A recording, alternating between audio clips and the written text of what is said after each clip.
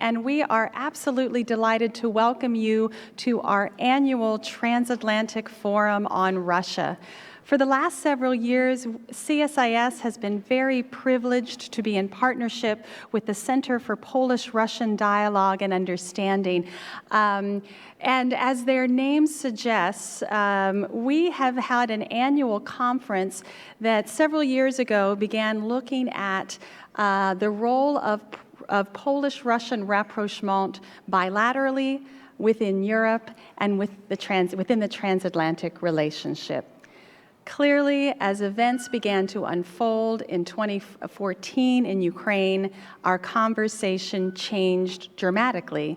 And we then evolved our annual conference into a transatlantic forum that looked at the significant changes that were taking place internally to Russia and its external behavior in Europe and beyond.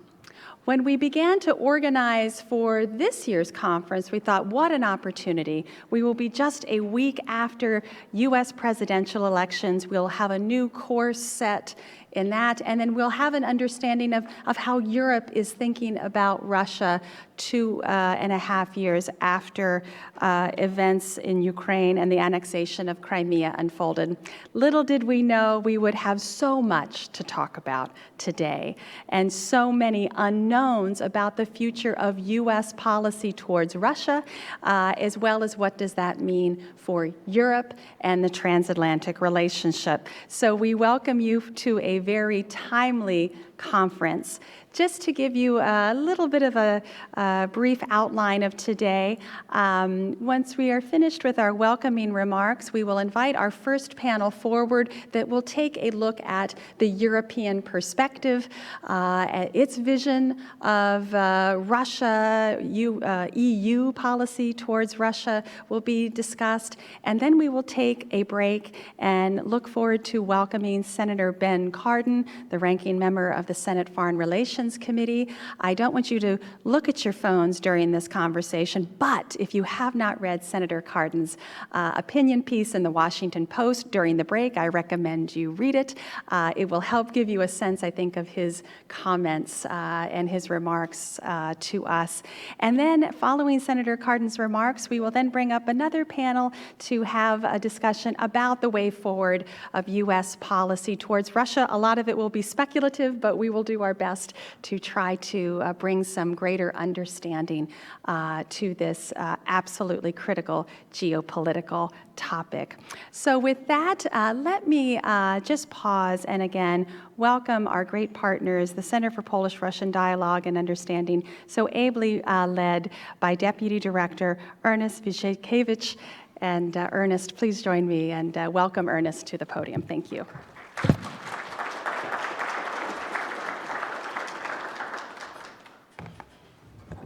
Good morning to everyone. It's good to be here again. And let me first thank you, Heather, and thank CSIS for this excellent opportunity to gather once a year and have this excellent platform to discuss quite fundamental issues for Poland and for Western community as a whole.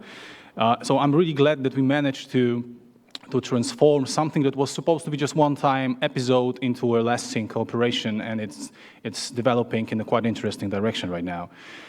So let me say just a couple of words about the center that I had for last half a year to let you know who we are, to put also this meeting into certain context. Center for Polish-Russian Dialogue Understanding is a publicly funded entity based in Warsaw, a Polish entity, and established in 2011 under a special act of law of Polish Parliament. And the main objective of this organization was and is to foster dialogue between Poland and Russia, or maybe more specifically about Poles and Russians. So from the very beginning, we chose as a first and main pillar of our activities, strengthening the social fabric of Polish-Russian relations. So that is why we organized and we launched the first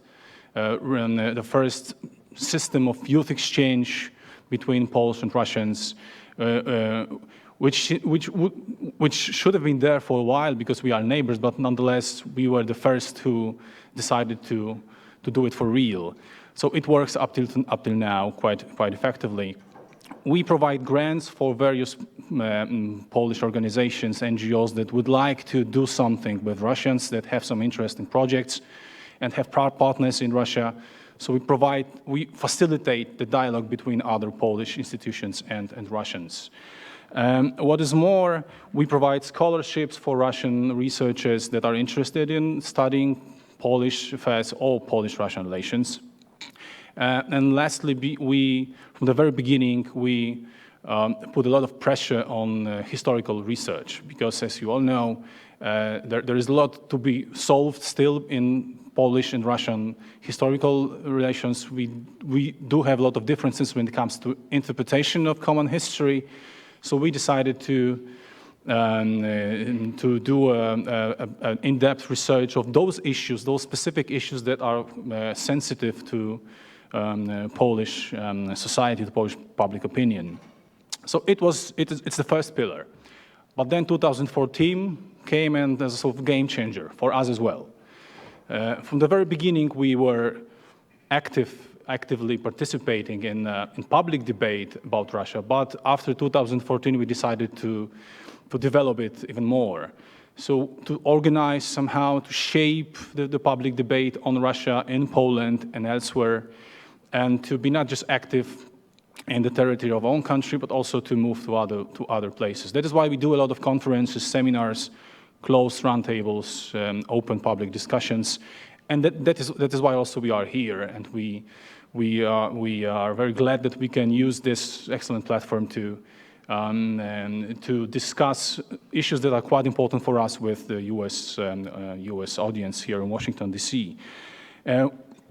We also went online. Last year, we launched a special online analytical journal called The Intersection. Why it is important because we invite mostly Russian researchers capable of critical thinking about what's happening all around, and we provide them with the opportunity to get to Western audience because we publish those articles both in Russian and in English simultaneously.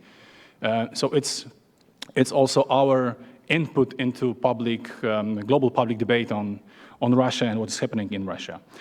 But that's it when it comes to self-promotion. That's who we are. And I must say that this event is quite specific because we used to look mainly on Russia, on domestic developments, on the foreign policy adventures, try to analyze them and think about the implications that those developments have for Poland, for Central Europe, for the whole Europe, and for the US, and for transatlantic community. But this time, I have a gut feeling that we have to look into the mirror rather than look at Russia. That I believe that that there is a sort of gap between how between our self-image, how would we imagine ourselves to be, and between this image and the reality. So these two panels that we're going to have in a second about common European approach towards Russia and US approach towards Russia are more about us, actually, are more about the circumstances we are now in, and that is why I believe it's going to be very interesting, not just in a sort of a psychoanalytical exercise, but also we also need to take our crystal balls and try to think about what might happen, not in 5 years from now on, not in 1 year from now on, but in a couple of months ahead. And it's quite challenging. So I hope that we will somehow help to shed some light on incoming developments. So let me put this up here. Thank you for coming. It's really difficult to gather such an excellent audience in Poland, such early hours. So I'm really grateful that we've managed to have you here. So looking forward to the debate. Thank you.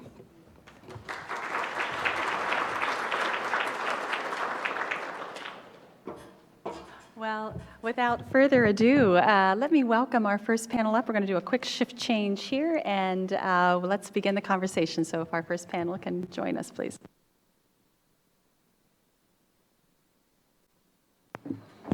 And I will be extra efficient and keep talking as we keep shifting. Ernest, thank you so much. And I think it's always important to understand the history of that this was an outgrowth of understanding how relations were improving and deepening generational understanding. I think in many ways, I look at it as part of our work now is to educate and to help understand, in some ways, don't worry about it, we know who you are, I'm going to introduce you. Thank you so much, Jeff. That we really have this very deep understanding of each other. Before I begin, I was very remiss in saying a good morning and welcome to a new face in Washington, Ambassador Piotr Wilczek, who is the new ambassador designate from Poland to the United States. Welcome. He's week 2, and what a time to be in Washington. Has not yet presented his credentials to the president, but we look forward to seeing and our collaborative partnership. Mr. Ambassador, welcome indeed. All right, we have 4 excellent panelists who are going to help us understand a little bit more from, that's this sign, and we are not working very well, are we?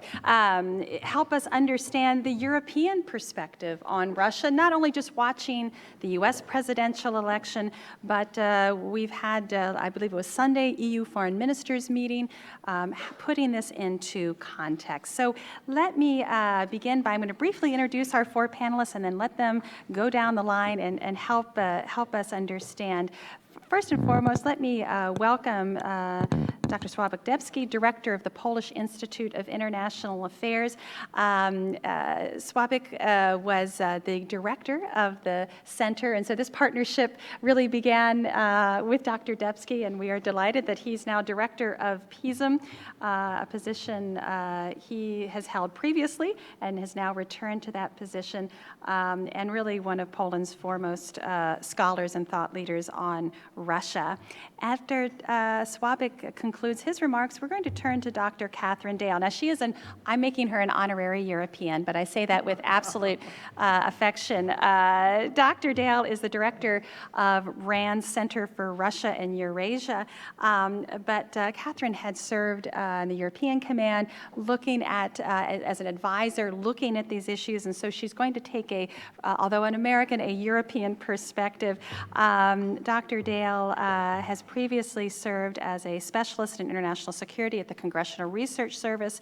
She has been borrowed frequently for a variety of assignments, ranging from the senior civilian advisor to General Rodriguez, the ISAF Joint Command, and has just and served as a special assistant to the Deputy Secretary of Defense prior to her role at the Congressional Research Service. So, Catherine, we're absolutely delighted to have you here as well.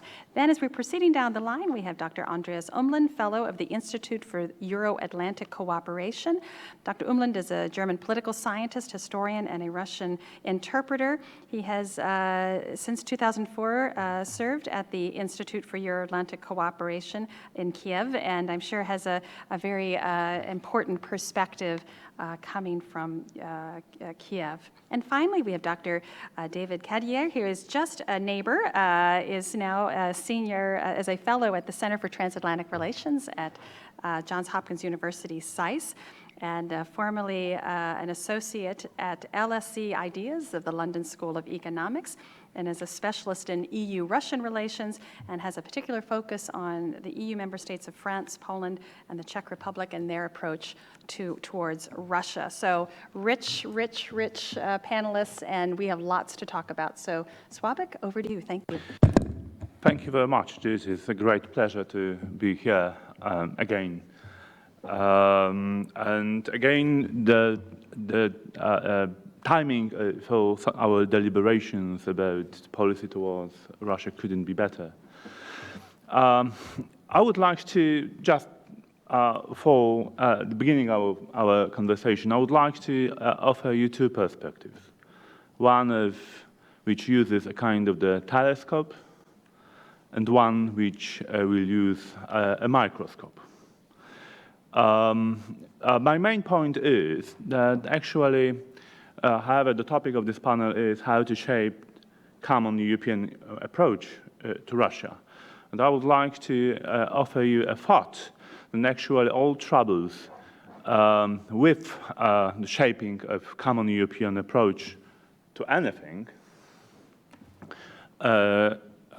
comes from lack of leadership, lack of decisions in Washington, D.C., a lack of clear vision how transatlantic community should act and, together and work together.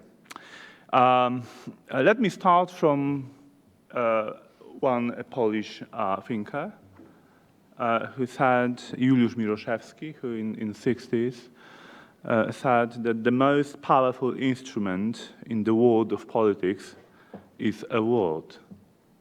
Because in the end of the day, it's better to convince than to conquer.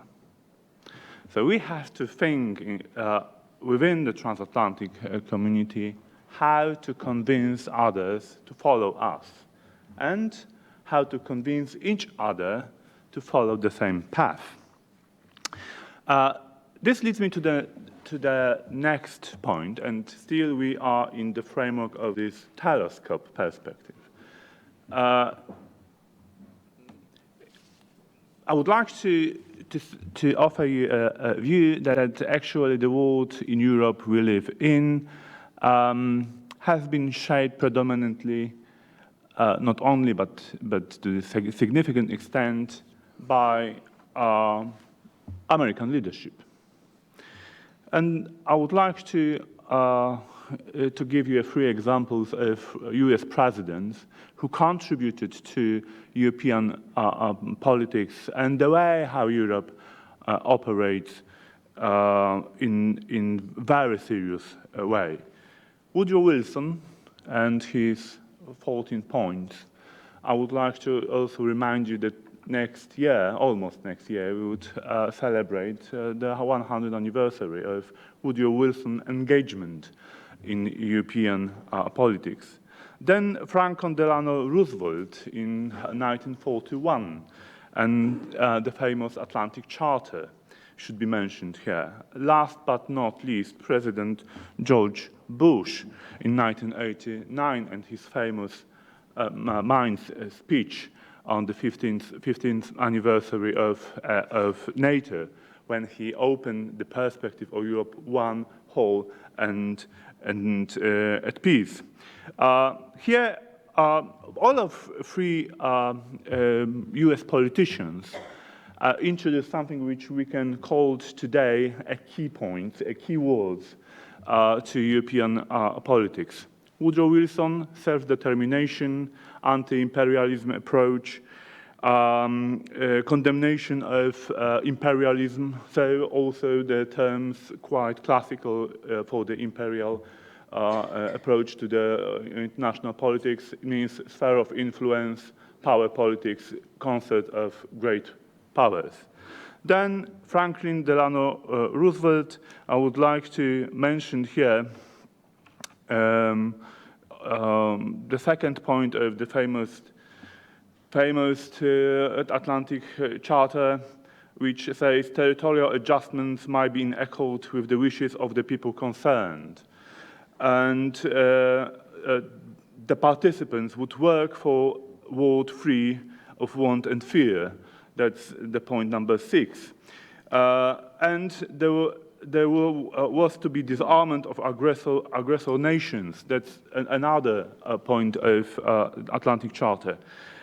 Last but not least, I mentioned Bush and his keywords. I mean, Europe one, whole and peace. So Europe united, integrated, and able to act together to provide security for all nations of Europe and also in transatlantic area. This leads me to the microscope perspective. We have, I mentioned all these slogans or keywords just to introduce all of us to the problem of annexation of Crimea. That's the microscope perspective, because we have to bear in mind that actually, first, I would like to mention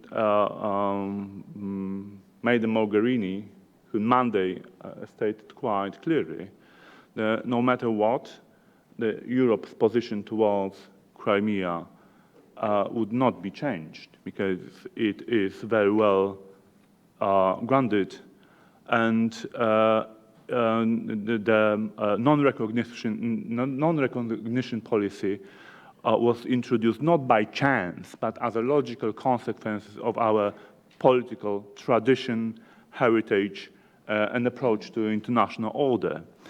This international order has been shaped by United States leadership. We have to remind all of us.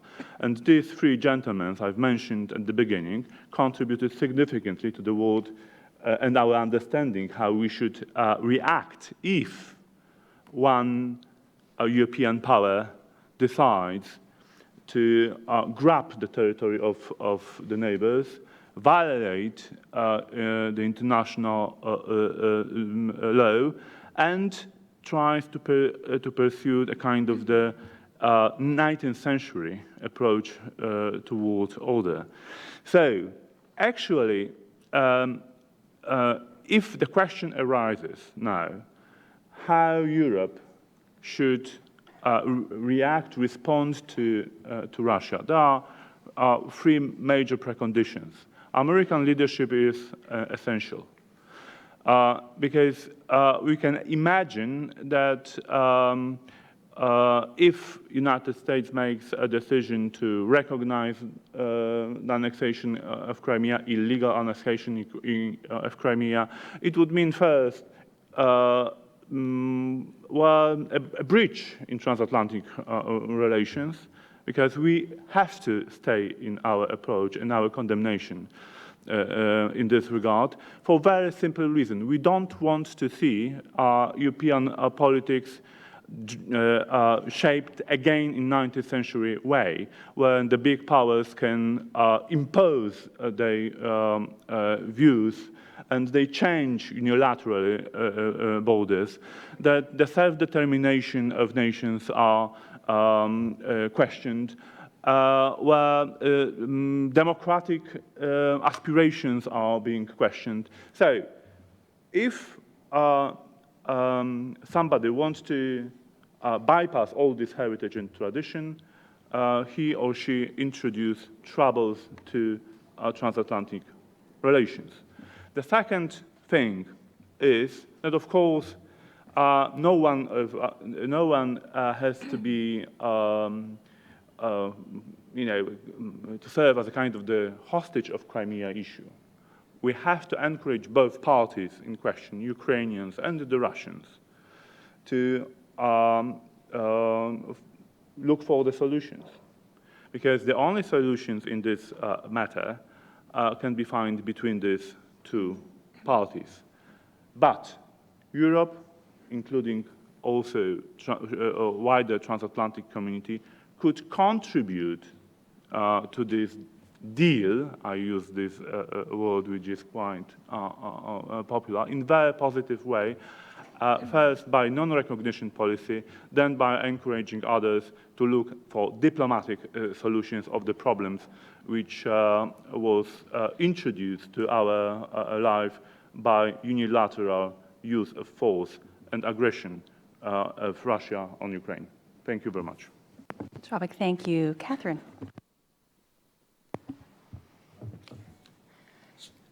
So good morning. Thank you very much to Heather Conley for the kind introduction this morning, and even more for the invitation to be part of this very important and very timely transatlantic discussion. When Heather invited me to be part and to speak about taking a common approach toward Russia, I was thrilled. Russia is likely to be a major player on the world stage for all of the foreseeable future, so this is important. And Russia, quite frankly, is extraordinarily good at identifying and making use of rifts in our collective approach. So far, so good. But in all candor, the invitation to speak about a common European approach toward Russia did make me a little bit apprehensive. I am thrilled to be a designated temporary European for the day, but I'm very cognizant that I'm sitting on a panel and in a much larger room of real Europeans and real Europeanists, so I do this with a little bit of caution. What I can offer, though, are some perspectives from the last several years that I've spent in Europe, where, as Heather said, I was serving as the advisor to the commander of U.S. European Command, who is dual-hatted as NATO's supreme allied commander. It was, quite frankly, a glorious adventure these years. We were on the road 90% of the time, in every national capital and every freezing cold military training ground. A great deal of that time, very happily, was spent in Poland, everywhere from Warsaw to Szczecin to Utska, and all sorts of other places newly discovered. A great pleasure. It was an incredibly important time for Europe, of course, and for the NATO alliance. A good vantage point on our collective efforts to grapple with a resurgent Russia and with both the threats and the opportunities that that presents in the security arena. So I'd like to draw on that experience to make 3 observations this morning about building a common approach. They all fit under the theme of making the problem bigger, or as we used to like to say, yes, and let me do a very quick caveat. Everything I say this morning, these are purely my own half-formed thoughts. They should in no way impugn the integrity of the RAND Corporation or any of the military commands that I have supported. So, 3 points. First of all, making the problem bigger means taking a broader look at our approach to Russia, its deterrence, and when Russia rolled into Crimea, NATO responded in record time by NATO standards. Some of that was launching the Readiness Action Plan at the Wales Summit and then actually implementing that plan. That adaptation included a bunch of sort of tactile structural pieces, like creating the Very High Readiness Joint Task Force, building the Multinational Corps Northeast in Szczecin, creating the NATO force integration units. It also launched less visible pieces, like enhanced planning, which is extraordinarily important, and working on our speed in NATO of political level decision-making. But even more remarkable than any of these concrete steps, I think, was the palpable shift in emphasis over these last 2 years from assuring ourselves to deterring Russia. That language was enshrined powerfully, I would argue, at the NATO Warsaw Summit this year, in the communique and in the discussions writ large. One concrete part of that new emphasis is the deployment of our enhanced forward presence, battle groups, good. Complementing that is a new emphasis on improving the readiness and responsiveness of all NATO forces, also good, also essential. Even more fundamental, I think, in this common approach is making sure that we complement deterrence with thinking about dialogue with Russia and what that means. And so it's a particular pleasure to be here with an institution with that word in its title. We are having that conversation. The conversation has started very practically. How do we reinvigorate the NATO-Russia Council? Whether we should pursue 4-star level talks with the Russian Chief of the General Staff, Gerasimov. There's also been a lot of initial focus on ground up. How do we make sure that we have enough mill-to-mill conversations to deconflict military actions and prevent mishap? But more important, I think, is the deeper idea, which is how do you think about a future modus vivendi that protects our interests and also, in some way, Russia's, to make sure that this sticks. Getting that right means taking a hard look at ourselves and also really considering what does this look like from Moscow, something we're not always very good at. What is Russia's future vision of its role on the world stage, and how does it prioritize its interests? Some of those interests may be antithetical to our own, but we need a stronger baseline of understanding in order to imagine possible room for overlap. So it's deterrence and dialogue. Second of 3 points, making the problem bigger means taking a broader look at security in Europe. It's Russia and. So Russia is behaving aggressively. It's violating international law, using military force to redraw international borders. For many states, including a number of NATO allies, that is an existential threat. At the same time, it's been a very tumultuous 2 years for other states in Europe. It's the terrorist attacks in their national capitals and in other places that are the most urgent security concern. In many ways, that's a much tougher problem because it makes you think about root causes. Now, the phrase root causes has become kind of a flavor of the month, and that's great and accurate, but really hard to get after, especially for a military alliance, which may not have the tools to address those kinds of issues. So for these past 2 years, what we've seen in practice in the security arena is NATO and Europe writ large struggling with this pull, sometimes in seemingly opposite directions, the need to contend with two different fundamental security challenges.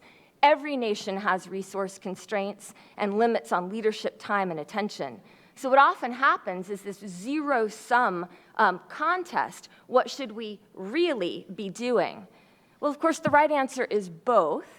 But it's important to get that balance right. Getting the balance right requires continual time, energy, and leadership attention. But it is almost certainly the case that we can't do one without the other. It's Russia and terrorism. And then third and finally, making the problem bigger means making the problem transatlantic. It's Europe and thank you for articulating that far more nicely than I will. It's exactly right. Our shared values, backed by our shared and demonstrated will and capability, are the strongest possible way to deter Russia. They're also the best argument for reaching some form of future pragmatic cooperation. If anything's become clear to me these last few years, the U.S. leadership role in the NATO alliance is absolutely essential. It's non-fungible. This NATO mini-summit in Brussels that is coming up is an excellent opportunity to get that right. I hope fervently that we do not miss that chance. So third and finally, it is about Europe and North America, the transatlantic approach. Thank you very much, and I look forward to a great discussion. Thank you, Catherine, so very much. Andreas, please. Yeah, thank you. I want to talk not so much about how to create a common European approach towards Russia, but what could be the substance of that approach. And I'm going to focus here on Ukraine. Arguably, some sort of resolution of the Ukraine issue is going to be a necessary condition to come to a different stage in Western Russian relations. And one could even argue that some sort of sustainable resolution of the Ukraine issue could be a sufficient condition for an improvement of Western Russian relations. If one refers back, for instance, to the famous sentence of Zbigniew Brzezinski that once Russia has to accept the loss of Ukraine, it would then have to redefine itself as a nation state, and then it wouldn't see itself anymore as an imperial power, and that would be sort of a new stage in Russian history. So I want to focus here on two very specific and maybe futurological, maybe speculative issues on a UN peacekeeping mission for the Donbass and a regional East European alliance. that I think are in a way more interesting maybe for an audience like here to talk about, because as I suspect, at least that's sort of my daily life, we talk a lot about the domestic reforms in Ukraine, about the association agreement, the Crimea issue, the sanctions regime, the Normandy format, the possible EU membership perspective for Ukraine, the Minsk process, and so on. And these are all topics that are all discussed a lot about, and it's very difficult to say something new. I also have to say that obviously the domestic issue, how Ukraine will develop domestically in the next years, is going to be absolutely crucial. I'm excluding that here for not just for reasons of time, but also because I think I'm more optimistic on this than others, because I think the structure of Ukrainian politics has changed after the Euromaidan. The civil society is mobilized and remains mobilized. It's pressuring for reform. The old political class is still there. It's trying to reinvent itself. It's trying to reinvent the neo-patrimonial clan system under the new conditions of a sort of European integrations. But the civil society is pressuring towards changing that, and it is supported by international donor organizations that have achieved since the Euromaidan a rather large influence in Ukraine. So I think the next years will see a lot of scandals and zigzags and in the development of Ukrainian domestic politics. I wouldn't even exclude a third Maidan, some sort of uprising. But I think Ukraine in the 1990s, during a deep economic crisis, during the 2004 Orange Revolution, and during the 2013 and 2014 Euromaidan has shown, or Revolution of Dignity as it is called in Ukraine, has shown that it can actually handle such deep crises. So I think what is going to be actually the most important thing for Ukraine is the international setting of Ukraine and how it is embedded in international structures. And I want to focus here on a very specific issue, the Donbas, and on the more general issue of how Ukraine can organizationally be embedded. I think the Donbas is not a conflict like Transnistria, Abkhazia, Ossetia, or Crimea. I think the Donbas is so important for the identity and the wholeness of the Ukrainian state that it will remain a quite crucial issue. The refugee issue is much more the internally displaced persons issue is much more prevalent concerning the refugees from the occupied territories in the Donetsk basin than concerning the refugees from Crimea. These are hundreds of thousands, and there's a lot of contact still between the occupied territories and the rest of Ukraine. And the Donbas is a threat to the integrity of the Ukrainian state. So unlike, for instance, Alexander Motyl, I don't think that actually simply freezing this conflict handing over basically Donbas to Russia is a solution and is somehow practical. Actually, for Crimea, it has sort of happened, but I think Donbas is actually very different, and I can go more into detail if you're interested. So. The issue here is that what to do with the Minsk process, and I think there are two issues with the Minsk process. That the Minsk process is only going to be implemented, obviously, if Russia wants it to be implemented, or it has a chance of being implemented if Russia wants to be that it is implemented. And then the issue for me is going to be, I think that is actually possible. I think we may come to a point where Russia wants to get rid of sanctions, especially if they might be increased further, and that it wants to restart trade relationships and foreign investment from the West. But the question for me is is it actually implementable? Is it actually can one realize what is outlined in the Minsk process? And I don't think that's possible, frankly. I think the idea that Russia is going out of the occupied territories and Ukraine is coming in is, I think, with every month it becomes less and less likely. There's too much mistrust. There's too many weapons floating around. The disorder is increasing in the Donbass. I don't think that is actually a real solution. I think that the only actual real solution would be some sort of international administration of this territory for a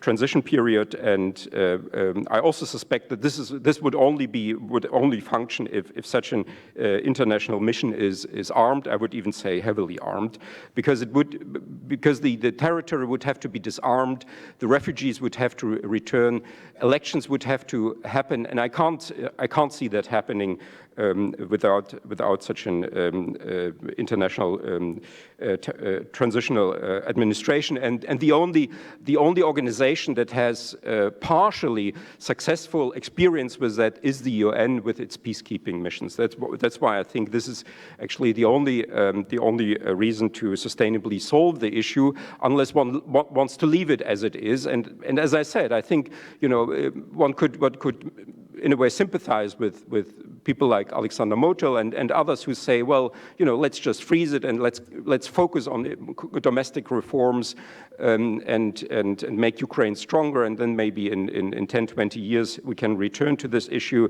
I'm not sure that's possible. I think the Donbass is just too much a part of Ukraine just to keep it out of the picture for a while and focus on other things. The second issue I want to focus on is how to solve the general issue of Ukraine's security in the future, and I think that's also a fairly complicated issue, because I don't see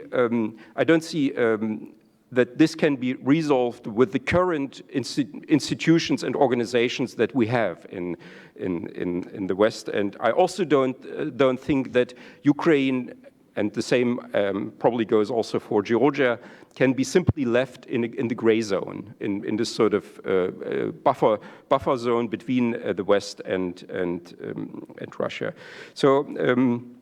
So what I think, and I've published on that already, is that there should be some sort of regional security alliance of those countries, of a coalition of those countries who would be interested, obviously, to engage in something like that. The historical reference to this is an old Polish concept called the intermarium, which means the lands between the seas, and that was an interwar period, a concept from the interwar period, which was developed in Poland in response to a somewhat similar security issue that the Central and East European countries had then when after World War I they were left between the German Reich and the Soviet Union, and it was sort of also a response to this gray zone location of these countries. Obviously, Poland and other countries have now resolved this issue for themselves, becoming members of NATO and the EU.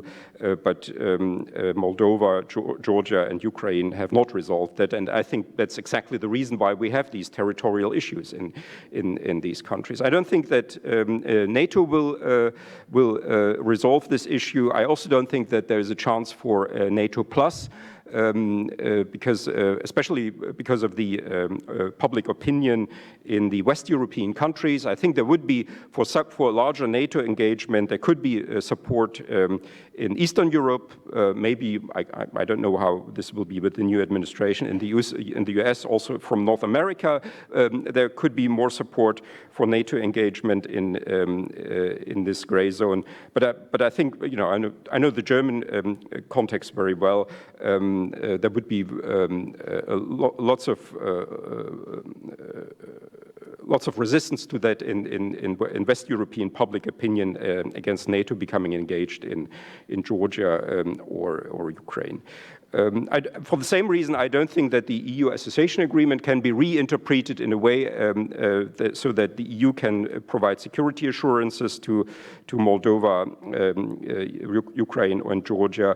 I'm not sure whether the major non-NATO allied status is something that is possible, or something like an agreement between Ukraine and the US, reminiscent of the agreement between the US and South Korea. So I think what is actually the only possibility is here that after a while, after some years, when it becomes clear that other solutions are not yet feasible for Ukraine, is some sort of regional security alliance, probably involving Poland, the Baltic states, maybe Romania. I also don't think that a Finlandization of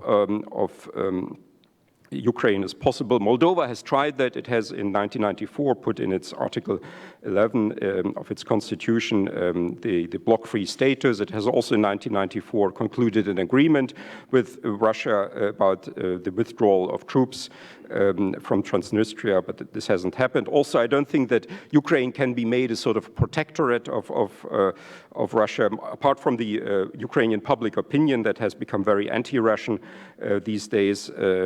That would the price for becoming a Russian protectorate would be to end European integration, which is very important in Ukraine. We had a model for this with the situation of Armenia in 2013, when Armenia, while being a member of the Collective Security Treaty Organization, was negotiating the association agreement with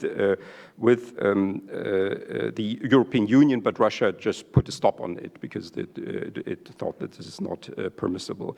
So I think I know these are sort of fantastic ideas at the current point. They would be entirely new approaches to how to resolve the Ukrainian issue. I'm not particularly attached to any of these schemes, the UN peacekeeping mission to Donbass or the intermarium for Eastern Europe. If somebody has a better idea, I would be very, very glad to hear that. I just don't see any alternatives, and I also don't see an alternative as an alternative just to leave it as it is. I think that is at least not a sustainable solution. And as I said, I think the solution of the Ukrainian issue is at minimum a necessary condition for an improvement of Western-Russian relations, maybe even a sufficient condition. Thanks. Andreas, thank you. As a matter of point, we encourage fantastic ideas here at CSIS. So thank you for those. And I love the outside-of-the-box thinking. Thank you. David. Thank you, Heather. Let me start with thanking, of course, the CSIS and the Center for Polish-Russian Dialogue and Understanding for the conference. Ernest invited us both to look in a crystal ball and in the mirror. I have to admit, I left my crystal ball at home, but I'm ready to look into the mirror. Or am I, actually? I'm not sure. I should check. More seriously, the title is How to Build a Common European Approach seems to indicate there is no such approach for now. I would actually argue that there is one for now. The question is rather, what is the end game of this approach? And also, the elephant in the room is how the choices that the next US administration will be making might affect this EU approach. On the first point, this is the classic dilemma of European politics. It's easier for us Europeans to agree on policies, but not always on their ends and their overall objectives, right? And I think the Eastern Partnership was a good case of that, where we could all agree on the values, on the democratic standards, on the norms that we wanted to promote in our neighborhood, but not necessarily of what was the end game of this policy, since some member states were seeing it as an antechamber to enlargement and other as an alternative to enlargement. So, in a way, one thing for the EU to do is to define more clearly its interest, and I insist on the word interest. I mean, it's said that the next US president might be more transactional and less interested in Europe. Obviously, this will have to be confirmed, but nonetheless, it looks like an occasion for Europeans to think a bit more thoroughly about what are their interests in relation to Russia, but obviously also in relation to the conflict in Ukraine.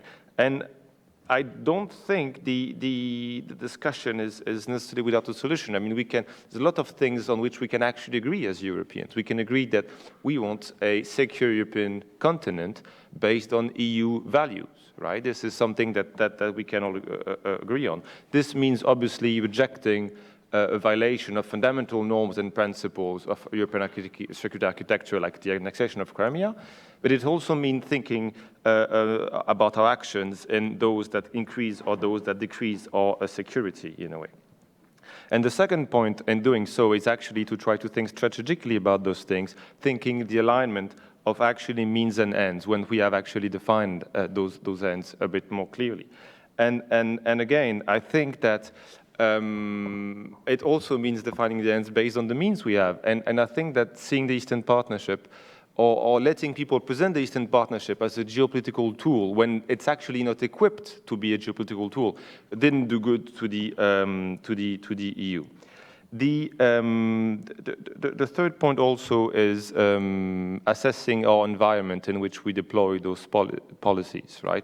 I think a mistake on again, looking at the mirror on the part of Europeans is not seeing some of the changes that have been taking place inside Russia, some of the changes linked to the regime and security inside Russia, especially after the 2011-2012 period. And so in that sense, trying to understand Russia better from the inside, which also means not essentializing Russia. If we actually think that Russia is acting like it's acting for the same last 60 or 50 years, we actually be less equipped to see the changes and to actually respond to this challenge posed to us Europeans.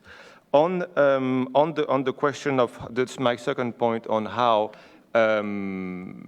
choices that the next US administration will be making might affect EU approach. I mean, we obviously don't know the answers, but we know the questions already. There are a couple of things that as Europeans and as Americans will be discussing in relation to these issues. The first is what Andres mentioned, is obviously the Minsk process and the framework of the so-called Normandy format. I think it's very important that we maintain a common front between Americans and Europeans on this issue. And this is something that actually has been working pretty well, especially over the last month, of coordinating our messages, of coordinating our language, of talking to each other much more, so that Moscow cannot play us off each other and not go for bilateral meetings when it's actually convenient, and then other meetings when it's not. But it also means I would actually say have a common message towards Kiev and be strong in our demands in terms of reforms and abiding to democratic standards there. The second point, obviously, in terms of the impact on EU approaches is obviously the sanctions issue. Right? The EU sanctions are sometimes said to have an effect but not an impact on Russia's policy. But the thing with sanctions is that we tend to overestimate the effect in the short term and underestimate the effect in the long term. So we should actually also bear in mind that sanctions are not just about the target, it's also about the sender. And in that sense, there are two very important points, and it's also two reasons for, I think, why the sanctions needs to be to stay in place for now. The first is that they became a symbol of transatlantic unity. And I think Europeans wouldn't want to take down this symbol first. But the question is that if Americans are thinking of taking this symbol first, what will have happen on that end? Will it actually bring water to the meal of some member states inside the EU that are more reluctant towards upholding the sanctions? And the second point is more of a strictly European one, is simply that sanctions are also about the diplomatic credibility of the EU. We don't have too many coercive tools in our toolbox, but economic sanctions are one.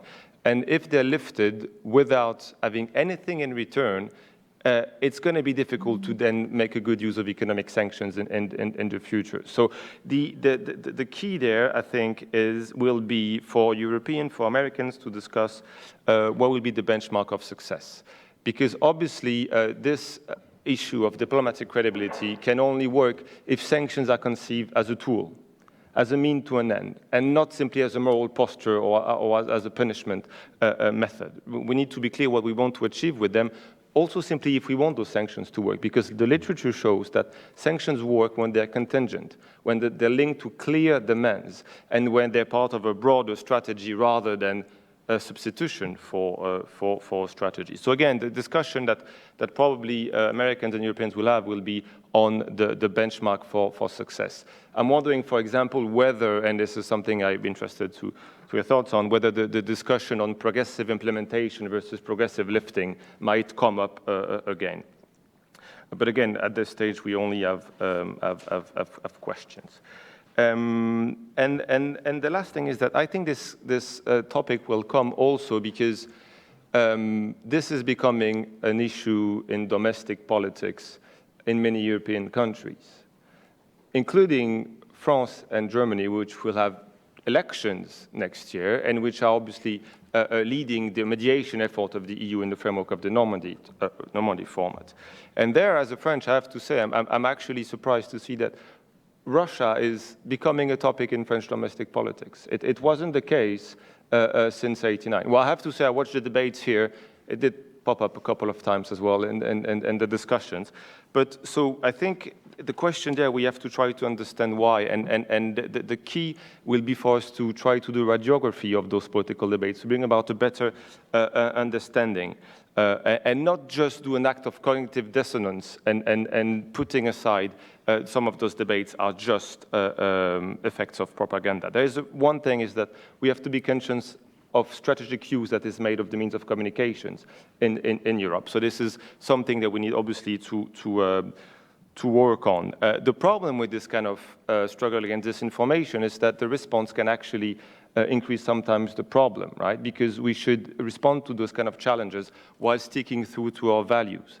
So I'm not sure setting up Ministry of Truth or actually going into some kind of wind chance, it's going to be the way for us to build the resilience of our societies. So I think it's a real transatlantic question because we saw that the issue of the resilience of a political system is something that is also of concern here, obviously. So the question is going to be how to build it. And I like to finish on that because I've been trying to give some thoughts about this. Are all the people in Europe who are watching RT actually subscribing to the Kremlin's policy? I don't think they are. And it's sometimes just people that are looking for an anti-mainstream view, for an alternative view. So I think in front of that, if the mainstream view is just digging into ideology, just painting pictures in black and white, we're just going to push more people in this direction. So I like to take up other points on education, right? On debate. I mean, in the world of post-factual politics, ideology might not be the best defense in a way. And so addressing complexity, taking on board contradictions and explaining this in education, in universities.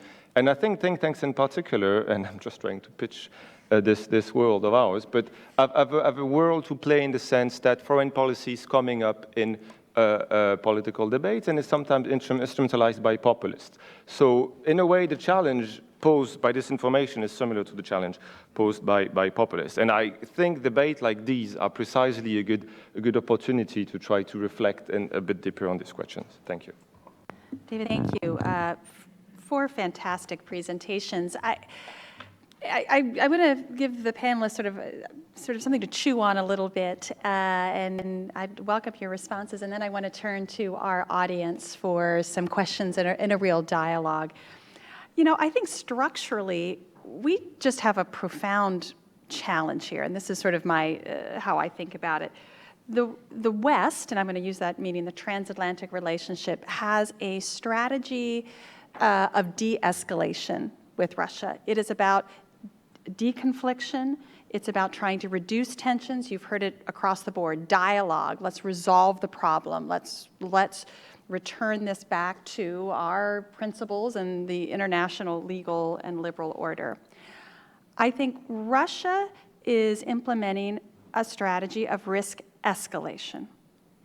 And it is designed to keep us off balance, to break rules repeatedly, and I think increasingly more boldly more aggressively, not only in gray zone states like Ukraine and Georgia, but now with more specific purpose of unbalancing domestic audiences in the US and in Europe, even going so far as, and we can debate this, events that took place in Montenegro a few weeks ago. This is a boldness. This is a very risk-calculated strategy. And so, and we can debate if you think I have that right or not, and welcome your thoughts on that. So if that is the case, we have these two conflictual strategies. Do we have the right tools to deal with a strategy of risk escalation? It's not interested in the rules, it's breaking them and forcing us to come to a different conclusion. And I think Andreas's point about, do we have the right tools to do this? Is the Normandy format the right tool? Is the UN Security Council the right tool? Do we have in this paradigm? Is the transatlantic relationship prepared for the costs of an escalation strategy? Increasing sanctions, increasing punishment, if if Russia continues to believe that breaking international rules, it serves its national interests, or are we willing to have a coming together as a new point, a new set of rules defined very differently as we've defined them for the past 70 years? And then, and finally, and this really gets to David's last point, and I'm delighted that he raised it, because this is, to be honest with you, this is what's concerning me the most, is are we prepared for the prolonged period of instability, both, which is, I think, the Kremlin's ability to very effectively exploit our own weaknesses and crisis of confidence economically and politically in the US and in Europe. Are we prepared to be resilient to this, or is this a moment where exploiting the weaknesses will be sufficient to shift our complete approach, which I would argue is already occurring here in the US and expressed, I think, by Sławek's concern about the nature of US leadership moving forward. I am extremely concerned about the French presidential elections and the German parliamentary elections, that this is actually, if the boldness that was implemented here has, I would argue, even more fertile ground potentially in Europe, because the connections are that much greater. We have a huge challenge here. And I'm not sure we're equipped for it, which is part of the entire forum's discussion, was to try to get at this long-term framework. So, Sławek, you can disagree with me viscerally on any of those points and offer your own reflections. Of course we are not prepared to the prolonged period of instability. But it is, quite usual situation, because, instability by definition introduce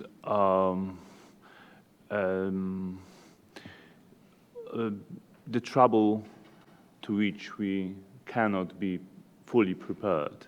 It is like with the battle plan. We can have a perfect battle plan at the beginning of the struggle, but during hostilities, everything happens, and in the end, this plan looks completely different. I fully agree that in such circumstances we need to have a full toolbox of instruments. Hard, soft, bilateral, multilateral. In the end of the day, from our side, it is about defending the world, which, yes, with ups and downs, provided for quite peaceful conditions for, Europe's development, for peace in transatlantic relations. We managed to achieve a lot. So we have to defend these conditions. Russia sees the world which was established after the Cold War as an unfair one, in the sense that being a non-democratic country, is excluded from the democratic community of transatlantic area. By very nature, it cannot be another way. But still, Putin prefers to see the world through the prism of the concept which would be much more favorable for his regime and the Russians, where the only big players have a say and should impose their decisions on others. That's why also in the language he uses, we can see this kind of approach. To justify Russians' claim to control Ukraine, he had to say that Ukrainians are not a real nation. To undermine the idea of self-determination. As they are not Ukrainians, of course there are other kind of the Russians, so we have the full right to impose our rules on them. The same story is about Central Europe. We can say a lot about the famous crash of Polish president's plane near Smolensk in 2010. But let me turn your attention to the very detailed element of the story. The wreckage of the presidential plane after 7 years of investigation is still in Russia. So actually it is a kind of the political signaling that we can do with Central Europe whatever we want. We are not obliged to follow normal standards in the relations with these countries. So actually, it is a kind of political signaling that we'd like to see the Poland and other parts of Eastern Europe, Central Europe, as a kind of the second-class states. So by this political signaling, we introduce the idea of great powers world, concept of powers world, and the sphere of influence. So what Russia wants, actually, there are three things. They want us to recognize that there is a sphere of influence of Russia, and it consists of all countries of the former USSR. The question arises whether the Baltic states are also into this basket or not. Then they want us to recognize that between Russia, sphere of influence, and the West, there is a kind of the gray zone. I mean, Central Europe, countries of the former Soviet bloc, who are not fully, they could be a neutral zone without the American forces, with NATO forces, without Russian forces, the kind of the neutrality zone.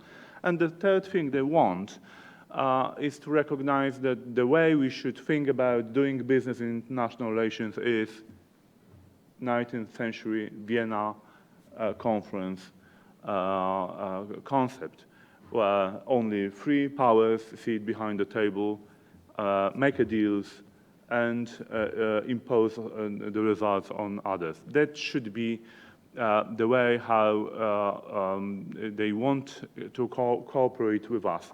The problem is, and that's my last sentence here, the problem is that we cannot turn the wheels of time to the 19th century. We have, since the beginning of 19th century in the conference Vienna, we experience a rebirth of nationalism. Numbers of countries were created. Nations don't want to surrender their own interest to the interest of the great powers. And actually, the very nature of the West is anti-imperial in the sense.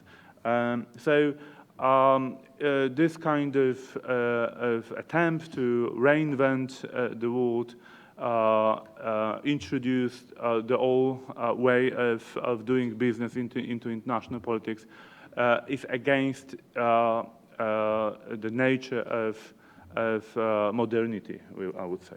Thank you.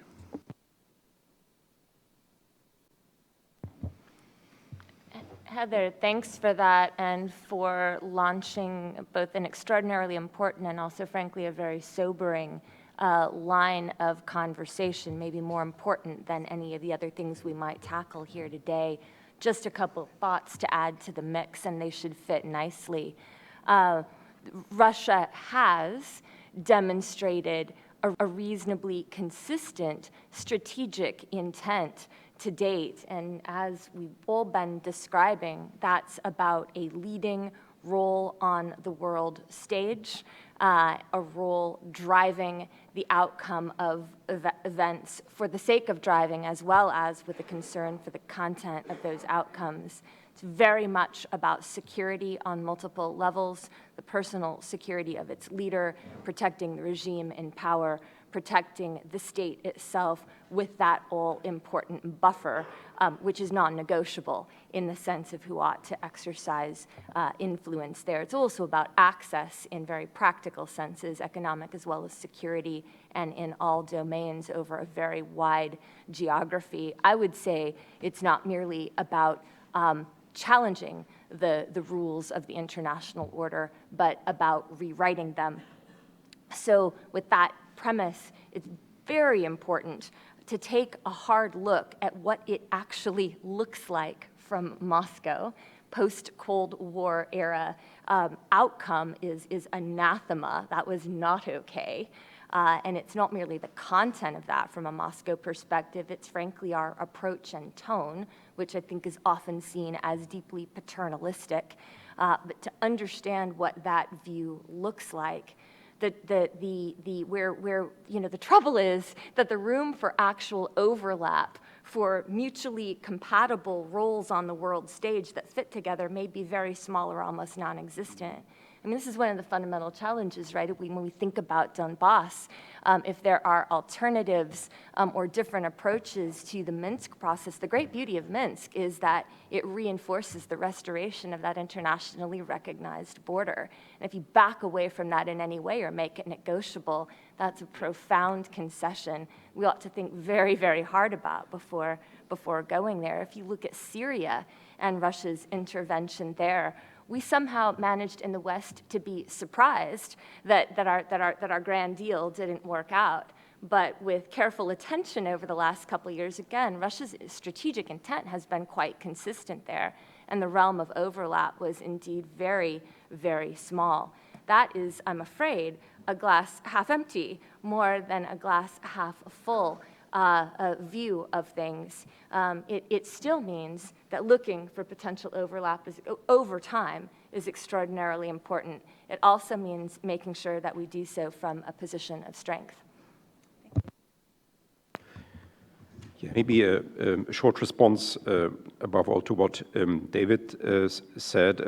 I think this idea of having a sort of a gradual reduction of sanctions is to me also appealing, but I see here two problems. First of all, we shouldn't forget the succession of events. The sanctions were introduced before the Minsk agreements were concluded, also before the first Minsk agreement was concluded.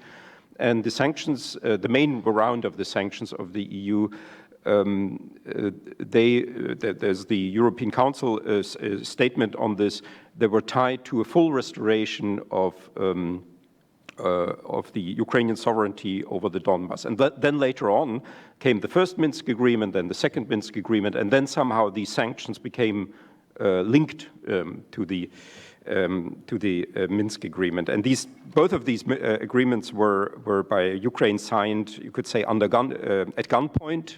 There were bloody offensives just happening before or during the negotiations in Ilovaisk in September 2014 or in Debaltseve in February 2015. And the Minsk agreements are trilateral agreements. They are not, the West is not part of these agreements. These are agreements between Russia, these pseudo-republics, and Ukraine. And then there is a declaration, a separate, which was also signed by Merkel and Hollande, but the agreements itself, they do not concern directly the West. There's also a contradiction here in that Ukraine is currently conducting decentralization of its state structure in any way.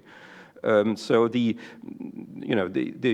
sort of special status for the occupied territories, you could argue that's actually taken care of by the decentralization that will happen to most of Ukraine in any way. I'm also totally in support, of course, of educational programs and so on. And of course, the best solution to all of that would be that we would have a change of mood or a change of strategy or a change of regime in Russia. And then all the other things, they would fall in place, and then, they would sort of redefine itself. But so far the lesson has been that after the 2008 de facto, I would say, occupation of Abkhazia and South Ossetia, the EU actually upgraded, especially Germany, upgraded its cooperation with Russia, with the modernization partnership. And this is one experience we have. And then after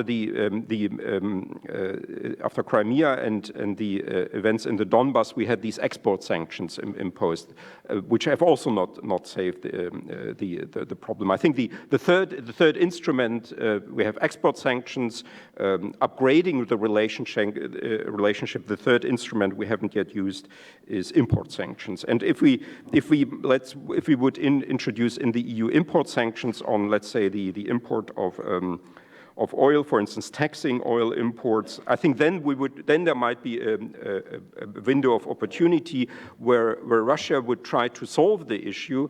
And then, of course, Russia's first choice would be the implementation of the Minsk agreements, because the Minsk agreements could be interpreted in a way so as Russia then basically would sort of have informal control of these occupied territories. So there would be sort of pseudo-elections under conditions when there is no Ukrainian sovereignty there.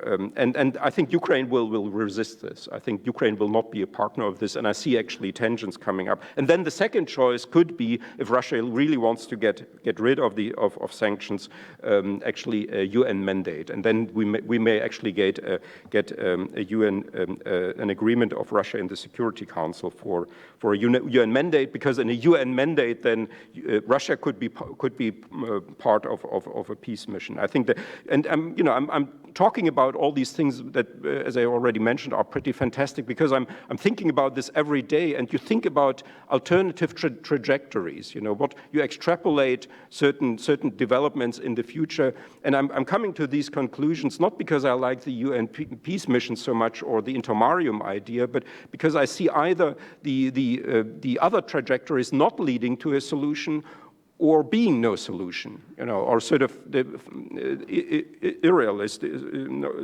unrealistic solutions, and that's why these sort of plans. David, any last thoughts, and then we'll take questions. Yeah, I'll then be very brief. Just one thing, education. I meant education in our societies, actually, not in Russia. I was talking about responding to the populist challenge and to disinformation challenge. On Minsk, I mean, there would be tons of things to say. Maybe just clarifying what I said. I didn't say that the issue of progressive lifting of sanctions against progressive implementation is currently being discussed in Europe. If you look at the declaration, whether of François Hollande or Angela Merkel, they're very clear, sticking to what has been agreed in EU text. Maybe not originally, but that's what the sanctions are leaked now, which is the full implementation of the Minsk agreement. So for now, there's no other discussions. I was asking this because our question is to our American colleagues, what's going to happen in Washington, and what will be the position of the next administration on Minsk, on the Normandy format, on the Ukraine crisis. And I think that the major uncertainty for us Europeans is actually there for now. One thing, the West is not part of the Minsk agreements. I mean, but they're mediated by France and Germany, who are trying to make it move forward. And for example, a latest initiative was to try to do some pilot zones of deconfliction and pacification and so on. So Europe is actually doing the mediation work, the conflict resolution there, and I think that's a good thing. I totally support and welcome Catherine's points about, well, Minsk is a rule-based, agreed framework that the parties have signed, including Russia. And in this agreement, it's written, foreign troops must be removed out of the Ukraine territory, right? And has been signed by all the parties. Wonderful. Well, let's unleash this great audience. I see, if you could please raise your hand and introduce yourself and your affiliation. I beg, because we talked a little longer up here than I thought. We have about 20 minutes before we take a break and get ready for Senator Cardin. So I'm going to sort of go across the room here, and there will be a microphone. Please wait for it, and please make sure you speak very clearly into it. We'll start with Hans Benedict, Nathaniel, right there. Thank you. Thank you, Heather. Hans Benedict from SEIS and Rand. My question: we have a President-elect Trump and President Putin having spoken on the phone. They will probably meet at some point in the near future. There are real risks in that. The risks include another Yalta or Congress of Vienna, as you put it, and a division of transatlantic relations. But there are also opportunities. The opportunity might be to reverse that Russian escalation, Heather, that you talked about. So what I'd like to ask the panel is, from a European perspective, what are the red lines from Europe? What are the things that President-elect Trump should not be offering? I've heard 2 or 3 of them during the course of the conversation, having to do with the non-recognition policy, not giving up sanctions without getting something. But what should be the red lines? And what are the opportunities? What should Trump offer? Fantastic. I'm just going to swing through here. I saw some hands. Oh, we've got 2 hands in the back, and then we'll put 2 hands, and then we'll let our panelists answer. Thank you. Max, it's right there. Yeah, thank you. Andrei Larian of Cato Institute. 2 short observations.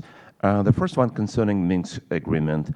If we would look into the text of the Minsk agreement, it is not about essentially establishing control of Ukraine over Donbass, but essentially about establishing control of Donbass over Kyiv, and through Donbass by Mr. Putin over Kyiv. So that is why those who are insisting on fulfilling and implementing Minsk agreement in full, essentially supporting Mr. Putin in his desire to establish control over domestic and foreign policy in Kyiv. And second, I very much like a distinction, Heather, that you made concerning these 2 strategies. One strategy of escalation from Kremlin and Mr. Putin, and strategy of de-escalation, dialogue, reset, retreat, disarmament from the West. And since we are in a war, which is very clear, strategy of reset, dialogue, retreat, and disarmament cannot lead to a victory. That's very simple.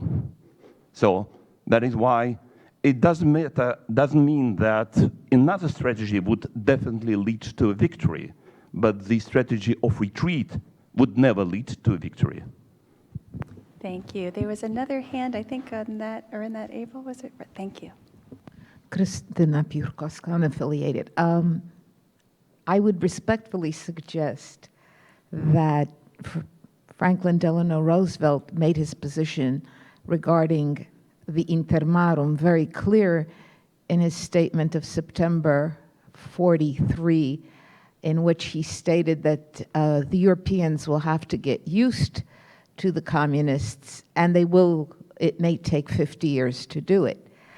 And I think Delano Roosevelt's position at that time has been the continuing position of all US administrations. And if the intermarum arose when it did and opposed communism in '89 and so on, then that, and earlier in Poland, of course, but it was only that, a passive acceptance of that change. That's number one. Number two, I'd like somebody to discuss what occurred in, again, September of '43, when Stalin agreed to the recreation, the election of the Patriarch, and gave the new title of Patriarch of Moscow and all Russia that had not existed before, and how that continues through today and the cancellation of the Great Synod, which was to occur, to influence the local communities of the Intermarum that are Orthodox and now look to Kirill as their head. I feel a history seminar coming on to answer that question fully. Let's take, I think we had, oh, do I not fully agree with you on that? Let's, we have a few here, and Sister, did you have? We'll take those three, and then I want the panelists to have an answer. Mox, we'll start up there, and we'll just go back. Yeah, thank you. Thank you. My name's Colin Brose. I'm an intern with the Jamestown Foundation, and I was just wondering, I wanted to put the question to the panel, does the Kremlin really seek to somehow resolve the conflict in Ukraine? And does it really seek to improve relations with the West? Doesn't it profit from the fact that sort of there's the perception of the West being an enemy, and isn't that a source of legitimacy for the regime in Moscow? So how does the West confront that position or deal with it in some way? Thank you. Thank you. Jill Doherty from the Wilson Center. I have, you started out by saying that we have to look at ourselves.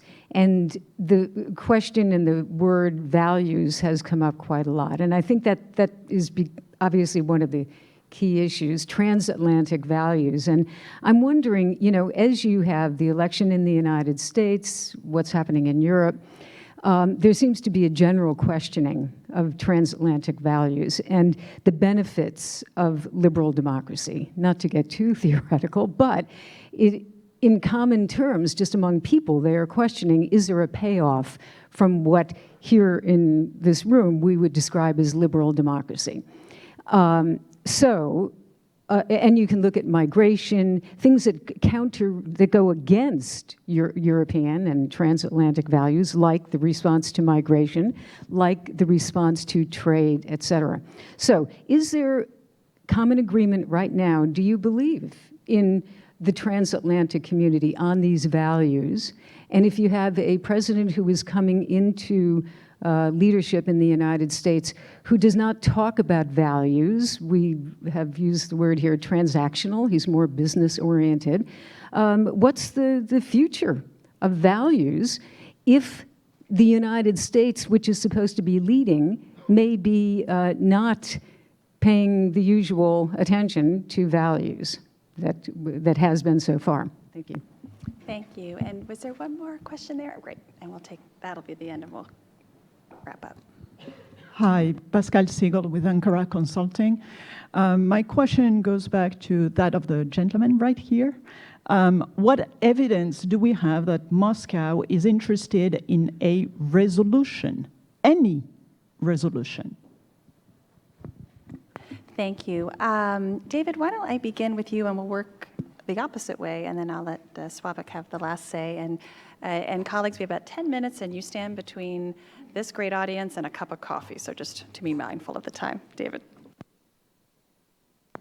Thank you. Great questions. I select some. The red line question, I love it, but I think I would need 3 weeks to come back to you and think. But this is the real question. On top of my mind, I would say that any deals that encroach somehow on the sovereignty of EU member states is obviously beyond the red line. I mean, considering an EU member state as a suburb of another country is obviously something that that EU cannot tolerate.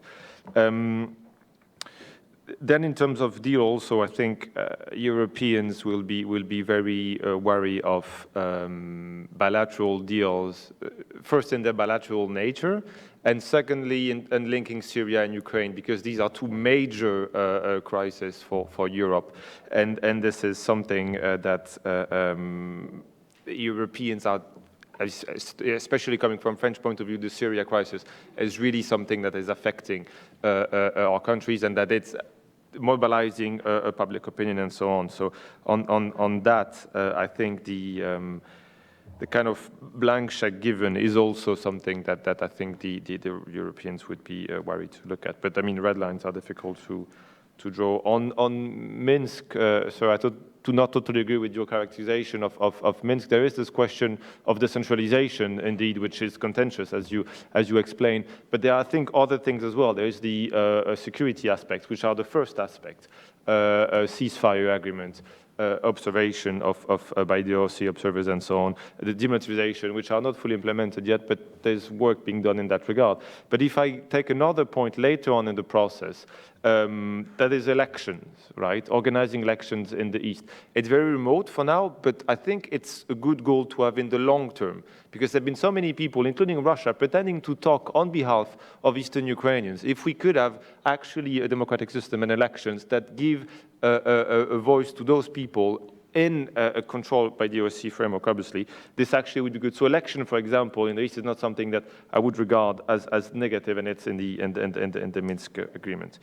Isn't the Kremlin profiting from confrontation? I mean, the two questions, like, I think it's a very good one. I mean, there is indeed this idea that the degradation of the economic situation has modified the social contract inside Russia, and new means of legitimization are needed, including maybe a more assertive rhetoric and a more assertive policy, nationalism, and so on. But at the same time, I mean, if the Kremlin is profiting from confrontation, should we give what the Kremlin wants, right? I mean, it's kind of a reasoning like this. I mean, I think I agree with you that we shouldn't have too many illusions about what can be achieved, but it still shouldn't be an excuse to think strategically about our own actions and the potential effects of those actions. So I think those 2 points are not totally incompatible, but this is a huge question, and I look forward to other ideas, yeah. Yeah, the first question was about what the West could offer Russia, and that's a very difficult question now, because we are in this confrontation. But I mean, maybe one should talk about, I mean, that's, again, maybe that's too fantastic to talk about, but I think we should, that, you know, with a very different Russia, there could be, and that has been talked about, in a very different Russia that is territorially saturated and democratically organized, it could become a member of NATO one day. You know, why not? You know, it would be in the interest, at least of the East European nations, to have this. Or why could there not be in the future, again, with a very different Russia, an association agreement between the EU and Russia? You know, that would be offers like this. The issue about the Minsk agreement, I see that too. This is exactly the argument of many Ukrainians, that you know, the text of these agreements is very ambivalent, and Russia interprets it in a way so as to sort of make these two pseudo-republics de facto sort of Russian exclaves. What I've been talking about is a situation where actually Russia would really like to get rid of this problem and to restore trade relations with the West, to restore a good economic relations with.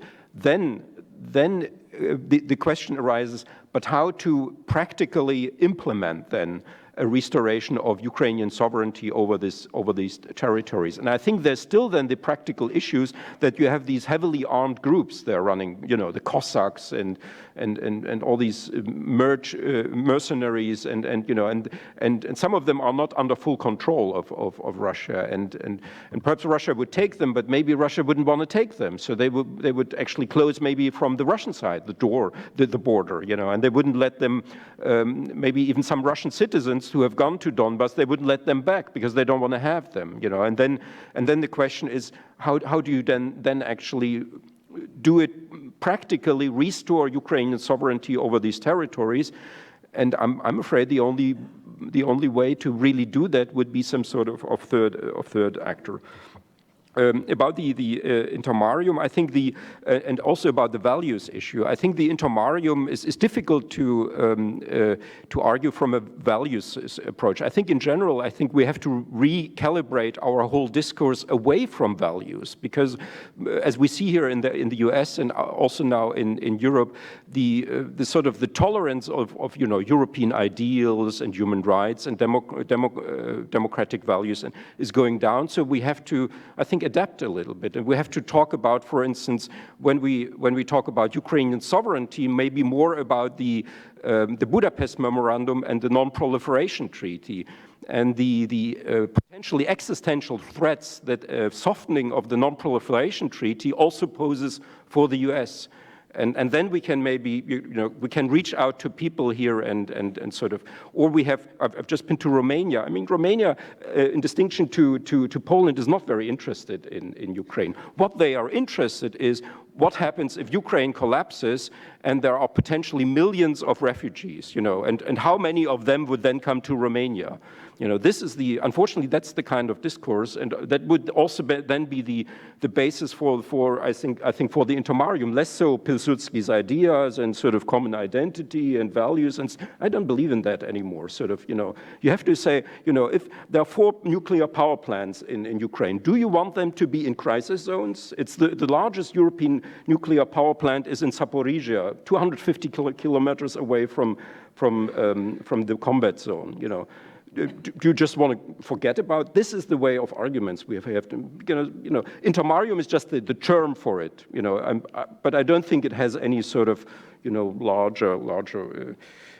So that would be my, and maybe the instrumentalization of the Orthodox Church by Stalin. I think much of what we are now observing is actually, these are old Soviet practices, just sort of, adapted to, the weaponization of the church, if you want, for foreign relations, or for domestic, the church is merely an instrument of the regime to stabilize the regime. We had this with Stalin, we have this now. The church is now an instrument of foreign policy, of hybrid war, if you like, and also all the other instruments, the reflexive control, active measures. This is all KGB stuff. We know this already. It has been adapted to the new to new technologies today, but this is all already basically known from Soviet practices. Catherine. Thank you very much. Great set of questions, great discussion by my fellow panelists. I'll be extraordinarily brief because I surely need a cup of coffee as much as anybody else in the room, so just 2 quick points. First of all, on Russia with risks and opportunities, to Hans's great question and those of others, the conversation between President-elect Trump and President Putin really opened the aperture to the possibility of a much more fundamental reset than most of us had been considering until very recently. It's hugely important to think through what the impact might be. That impact depends very much on what it is that Russia really wants. And this is where it gets hard because Russia wants more than one thing. Part of that really might be a lowering of the temperature on the part of the West in terms of rhetoric and actions. And perhaps that would lead to what some call for the kind of reassurance of Russia that would in turn change Russia's behavior and lead Russia in the direction of de-escalation. But Russia also has recently found it useful to be able to make use of our actions and to have us as a counterpoint, which leads to a very different argument about what Russian reactions might be. Russia still wants to rewrite the rules of the international order and wants to drive debates in directions that perhaps not all of us would agree with in every case. It is an incredibly important question, I think very much an open one and worth further thought. And then just a word on values. Love that they've been injected into this conversation on Andres, the notion of taking a more tactical approach and making arguments in a clear sense. And what I'd say is laying out associated risks makes tons of sense in the world we're in. I think that's actually compatible at the same time with hanging on to a core notion of shared values. I believe that there are values enshrined in our shared history and the things we've done together in the impact that's had on the world, and in the U.S. system, in our Constitution and our whole way of life. Those things give me great hope. Thank you very much. I will pick three issues out of these questions. About the red lines, very political question, actually. Of course, I will speak only on my own behalf. So I don't know what the Polish authorities, for instance, may think about. But I believe that non-recognition policy on Crimea would be a red line for Poland for a very simple reason. It would change the whole picture in this part of the world when we leave. If we agree that we can accept Russia's use of force to change borders and international order, then it means that we are dumb to the situation particularly dangerous for all countries which once belonged to Russian Empire. So it would have also the consequences for our willingness for deploy for our forces in other parts of the world, because the situation will be simply too dangerous for us. And also, Russians would receive the signal that United States can accept the fait accompli from the Russian side. So they may be looking for another opportunity to seek. And about values, I think we should rather focus in our vocabulary, at least for some time, to the national interest, because I believe that these values are in our national interest, actually. So self-determination, democracy, and unity, it is very much so in our national interest, but they go hand in hand with the values you'd like to speak. But in present political circumstances and public mood, we should rather focus to these other classical terms, and about prospects for a reconciliation with Russia and bringing Russia closer to our world. I think we would not have any problem to open ourselves and even invite Russia to the transatlantic world with Andrei Ilarionov as the Prime Minister of Russia and other Democrats. So I'm speaking exactly with the line of Andrea's thinking. With different Russia, democratic one, we would have a completely different situation, and there is a place, I believe, for Russia in Europe and in transatlantic world. But for the time being, as Putin is very much doomed in Ukraine and in Crimea and in Syria endeavor, we have to wait until new leader emerges in the Kremlin. Thank you. This was an incredibly rich discussion. I love the idea of looking into the mirror, and I think we're going to keep that thought in our head as we continue with our conversation, and you all did earn your cup of coffee. So before you go, please join me in thanking our panel for a rich discussion. And please grab that coffee quickly, because we will be very, ladies and gentlemen, will you please take your seats?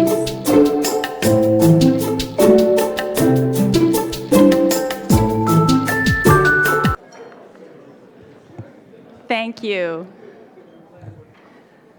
Thank you. CSIS is absolutely delighted to welcome Senator Ben Cardin, Ranking Member of the Senate Foreign Relations Committee, here this morning for a very important address. We know this is a very busy time as the lame duck session has begun, and I think it's even more important that we recognize that Senator Cardin is spending a few moments with us to give us a very important message. Senator Cardin has been a stalwart in forging a strong U.S. foreign policy that is based and firmly rooted in our values of human rights, anti-corruption, transparency, and respect for human rights. He has been a long-serving commissioner on the U.S. Helsinki Commission, having served as chairman of that commission twice. He was named in 2015 as a special representative on anti-Semitism, racism, and intolerance. He has a distinguished service not only on the Senate Foreign Relations Committee, but on the Environment and Public Works Committee, Small Business and Entrepreneurship Committee, and the Senate Finance Committee. I've already mentioned this as we began, but the must-read op-ed today in the Washington Post is entitled, "The United States Needs to Hold Russia Accountable for Its Aggression." And I just want to, as a teaser, give you two sentences that struck me this morning as I was reading this in great anticipation of Senator Cardin's address to us today. Quote, "I implore the Trump administration to see Russia for what it is, a global bully and adversary, and we must make abundantly clear that there is a cost to attacking the United States, whether accomplished by a MiG or a mouse." I think we have some provocative ideas coming our way. Please join me in welcoming Senator Ben Cardin.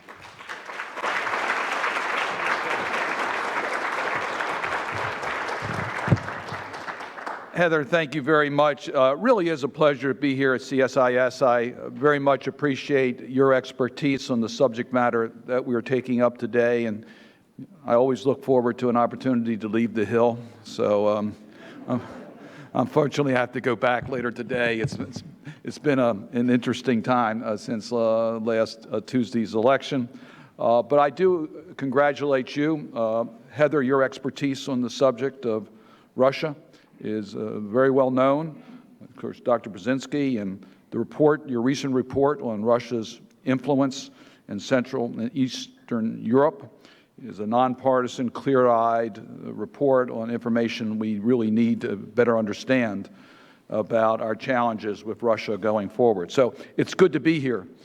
But before I comment on the Russian circumstance and what our policies need to be going forward, I've got to comment on what happened in the U.S. elections. And obviously, I'm extremely disappointed and very concerned about what a Trump administration will mean on foreign policy in many parts of the world, but also particularly of concern is Russia and the comments that he made about Russia. So I will underscore over and over again American values, and we respect the election results, and I will do everything in my power to make the transition to the Trump administration as smooth as possible, and that he has all the tools he needs in order to be a successful president. But I have a responsibility, and that is to make sure that if he deviates from U.S. values and our Constitution, that there's oversight and there will be voices that will raise these concerns. So when he talks about Russia, I do underscore, Heather, that Russia is a global bully and an adversary and definitely not a partner. And that is not shared just by Democrats. That's shared by Democrats and Republicans. Senator McCain's speech at the Security Conference was pretty clear about his concerns. Senator Graham yesterday calling for hearings in regards to Russia's cyber activities in the United States. There are Democrats and Republicans that are, I think most members of Congress are very concerned about Russia's activities and how we try to reconcile that with statements that Donald Trump made during the course of his campaign. We can only hope that President Trump will seriously take the warnings and assessments from our intelligence community and security professionals into consideration as he makes his decisions on our foreign policy with Russia. My role as ranking member of the Senate Foreign Relations Committee will be to work with the administration. That's my hope, because we're stronger when America speaks with a united voice. But if that's not consistent with the values of this country, then I will speak out. And my background, quite frankly, is very much influenced by my work in the OSCE and the Helsinki Commission, where I fully understand that the security of a country is very much dependent upon its ability to defend its borders, its military, but also its economic strength and how it allows its population to get the benefits of the wealth of the country, and the human dimension. And Helsinki is best known for the human dimension, how a country treats its own citizens, how it respects human rights, how it deals with the freedom of speech and free and fair elections are all critically important for the security of a country. And it's very important for the United States security. So when I see violations of sovereignty by China in the South China Seas, I speak out and will continue to speak out. When I see Iran support terrorism, I speak out and will continue to speak out. So when I see human rights violations in Ethiopia or in Venezuela, I intend to use my position in the United States Senate to speak out. And I will certainly speak about Russia's violations of so many international norms. It threatens global security. What we see in China or Ethiopia or Venezuela or Iran or Russia, they have a common problem, in that each of these countries, there's a lack of commitment to the basic human rights of their own citizens. Corrupt governments prevail. They're repressive to civil societies and opposition. Governments that prevent democratic institutions from being able to be developed or to be able to be used. So that is the reason why I'm going to talk a little bit about Russia. Before I do, I need to comment about the United States, because we're far from perfect. Our commitment to rights are solid, but when you take a look at problems in our own country, look at this most recent election. I meet with parliamentarians from other countries regularly, and I'm proud of our democratic institutions, and we are a model of the world. But I tell them, don't pattern the way you conduct elections how we conduct elections. Our elections are too long. By the way, the election for president in 2020 began last Wednesday. Our length of our elections, the cost of our elections, the fact that the people of the District of Columbia do not have voting representation in the United States Senate and House of Representatives, these are violations of international norms, and we should do better. We've seen in our own criminal justice system that we need to improve. But we are continuously striving for equality. That's our values. And in 240 years, we've made a lot of progress, and we're continuing to make progress. And it's through U.S. leadership globally that these principles have been forwarded. Russia has shown a disregard to the well-established international norms, the Helsinki values, and the treatment of their own people. It starts with the repression of its own citizens within Russia. Human rights defenders are marginalized. Political party opposition are marginalized in a shadow of their former self. Civil societies are attacked. Independent press is attacked. NGOs have a hard time existing in Russia today. These are all targets of the Russian government. And it reminds you of the dark days in the history of Russia and the Soviet Union. The targets of Russia go well beyond its own citizens. It goes to its neighbors. You've seen a disregard for the sovereignty of Ukraine. The OSCE monitoring mission has made the observations that this is not a Cold War. This is a hot war that is taking place in Russia today, in Ukraine today, with active support from Russia. In eastern Ukraine, Russia is very actively engaged in stoking the fires of war. And it was interesting, after Russia's aggression and taking over Crimea, they negotiated the Minsk Accords. I believe it's covered to try to say they are trying to work constructively, when in reality they never intended to adhere to the Minsk agreements, and they haven't. And they continue to occupy Crimea. And what I find extremely disturbing is that Russia was very much encouraging the corruption within Ukraine itself. And when one looks at what is the greatest challenge to an independent, democratic, stable regime in Ukraine, it's dealing with corruption. Russia understands that and has tried to marginalize the ability of Ukraine moving forward. This is not unique.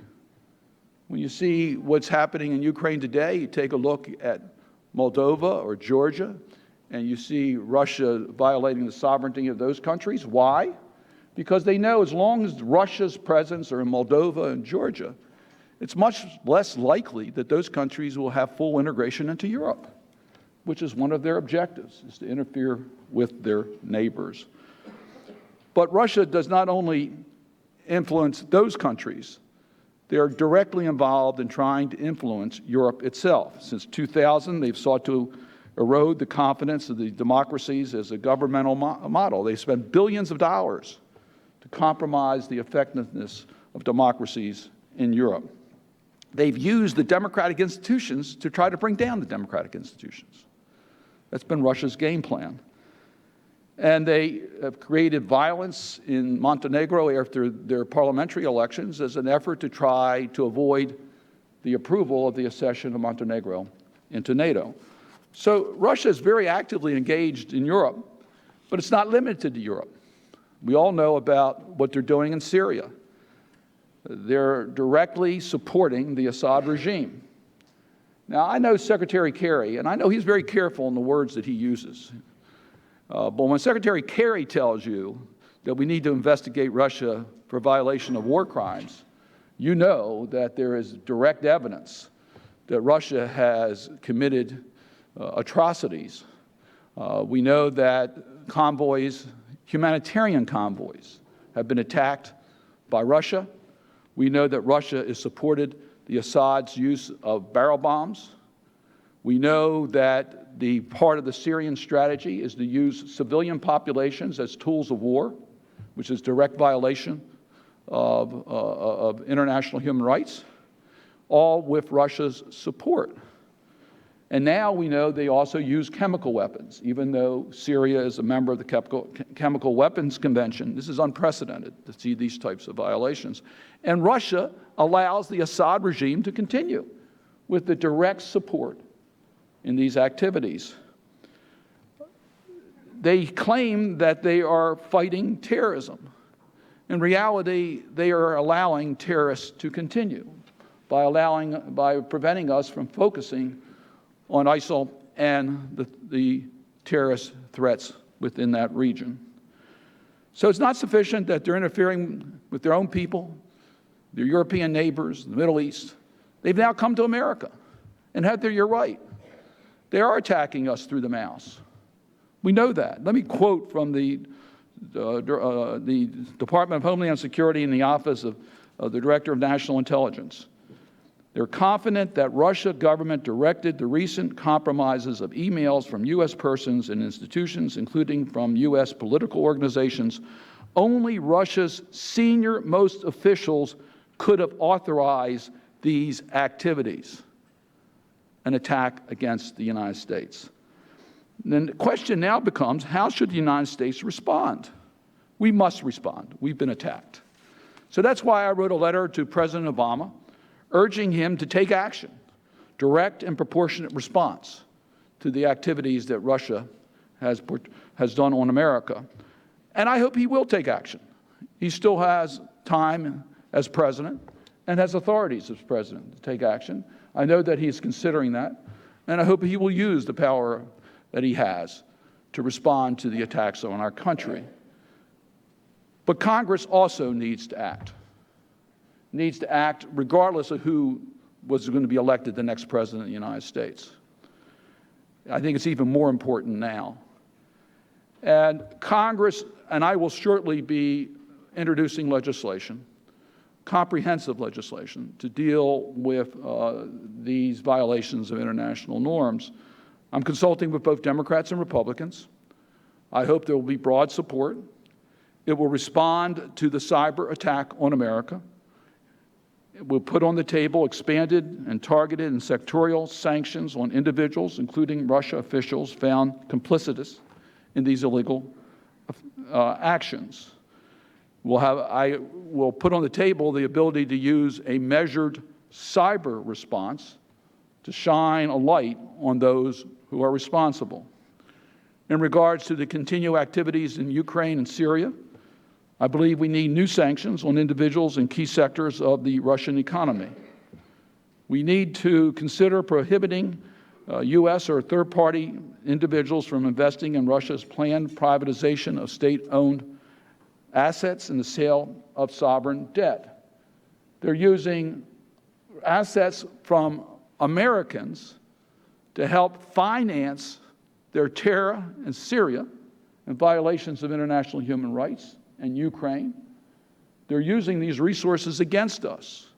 We must make it more difficult for them to be able to obtain that capacity. We should target Russian oligarchs. They shouldn't be allowed to park their illegal gains in the United States. We have seen this as be a very effective tool.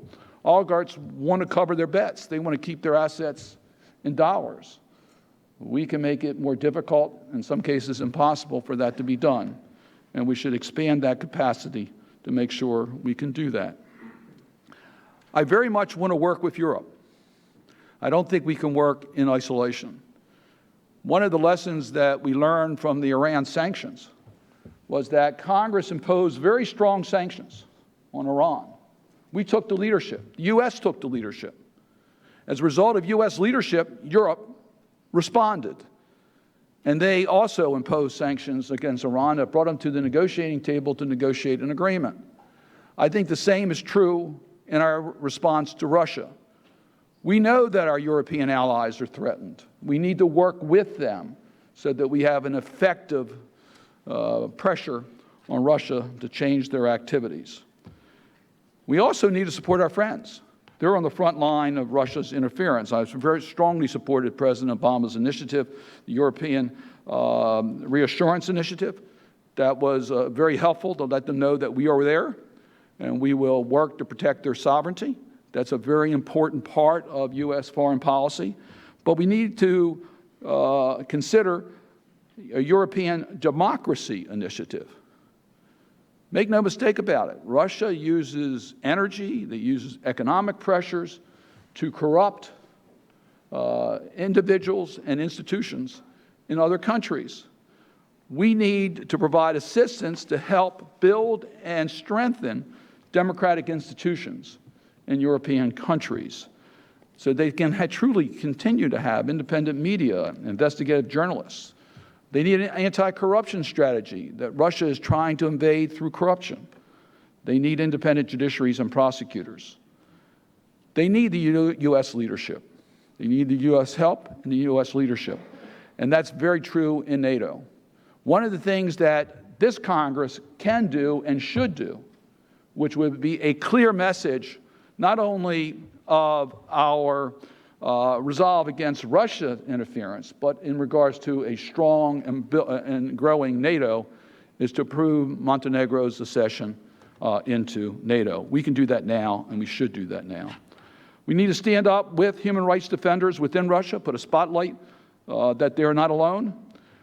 Yesterday, I mentioned Ildar Dodin. He's a Russian activist who was convicted under a law that said that because he was doing an outside demonstration, he violated Russian law. He's sentenced to 2.5 years in prison. We've received a communication. It was secretly gotten out of prison about his torture. It's remnants of other cases that we've seen in the past. When we put a spotlight on individuals, we give them, they know they're not alone, and they know that the international community is watching. Yesterday was the 7th anniversary of the death of Sergei Magnitsky, a person who became part of my life. We spent a lot of time trying to advance human rights, but until you can put a face on it, it's tough to get action. Sergei Magnitsky was a young attorney representing a U.S. client who found major corruption in Russia. did what any lawyer should do, reported to authorities. As a result, he was arrested, tortured, and killed. It caused, we were able to get the United States Congress to take action. It wasn't easy. It wasn't easy. It's always, administrations always have problems with Congress taking action, by the way. But we got the Magnitsky Law passed, which says that those who have committed these atrocities will not benefit from our financial system and will not have a chance to visit our country. These are privileges that we do not have to give. It was an important message to human rights defenders that we'll stand with them and take action to help them. It was also a clear indication to countries like Russia, you need to deal with your own problems, otherwise it is of international concern, and that's exactly what the Helsinki Accords speak to, that what happens in your own country is a matter of international concern, and we have a right to act. But it also showed U.S. leadership so other countries would act, and similar laws have been passed in other countries to show that U.S. leadership makes a difference. When we lead, we get other countries that are willing to join us in this effort. And lastly, let me say we need to bolster our capabilities to better understand Russian culture. We have to recognize why is Putin so popular within his own country. There's a reason for this. And we need to expand Title VIII programming to strengthen academic and language skills in the region. The U.S. must lead through its democratic principles. President Putin would have us and the world believe a dark vision of ourselves. We can't accept that. It was Dr. Martin Luther King who said that darkness cannot drive out darkness, only light can do that. Hate cannot drive out hate, only love can do that. Through U.S. leadership, we responded during World War II and the aftermath of that war. We've been in Asia and the Korean Peninsula. We've been in the Middle East. We have provided hope and light in very dark times. And we've done that through our values of expanding understanding and recognizing that diversity is our strength. That's been American values. And that has given hope to people around the world. It's needed now more than ever before. Look, I recognize that what I outline here may not be in line with President-elect Trump's vision of Russia. But I believe that these core values, standing up against violations of international law, against war crimes, against human rights violations, speaking up for democracy and freedom of speech, must be at the forefront of Americans' policy agenda. It's my hope that as President Trump, as he contemplates the world around him and the real world legacy that we all hope to leave to our children and grandchildren, as he contemplates the challenges facing our nation and our world today, and for the balance of the 21st century, that he sets aside the blistery rhetoric of the campaign when it comes to our national security, and that he embraces the very democratic values that have allowed him to peacefully take office as the leader of the free world. His actions will help shape our world, and it's only by embracing American values and international norms can we best advance our shared goals. To that end, I will fight every day that I'm in the United States Senate to achieve those objectives. Thank you.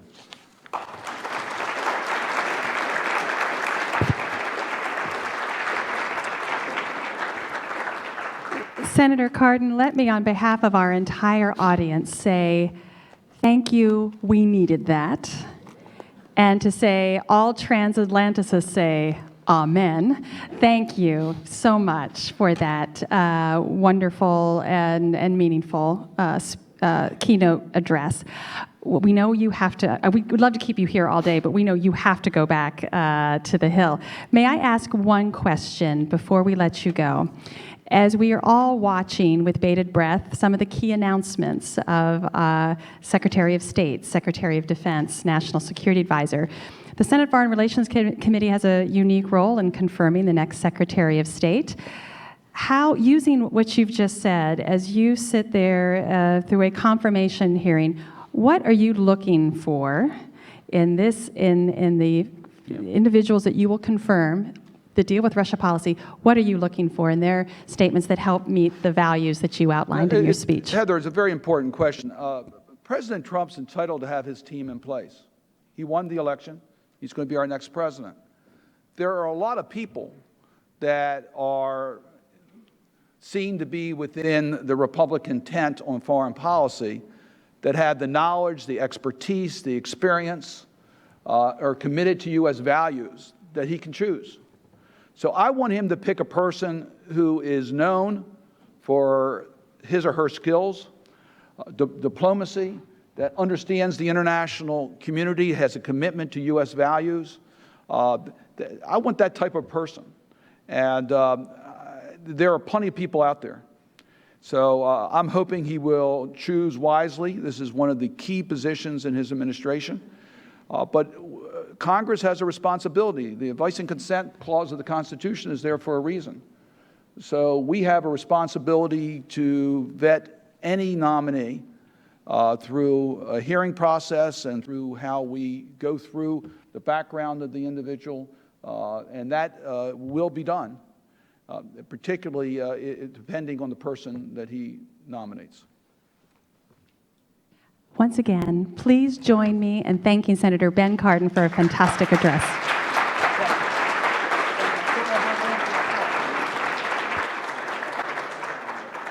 Ladies and gentlemen, if you'll just stay where you are, we're going to reset for the second panel and escort Senator Cardin out, so stay right where you are. Thank you.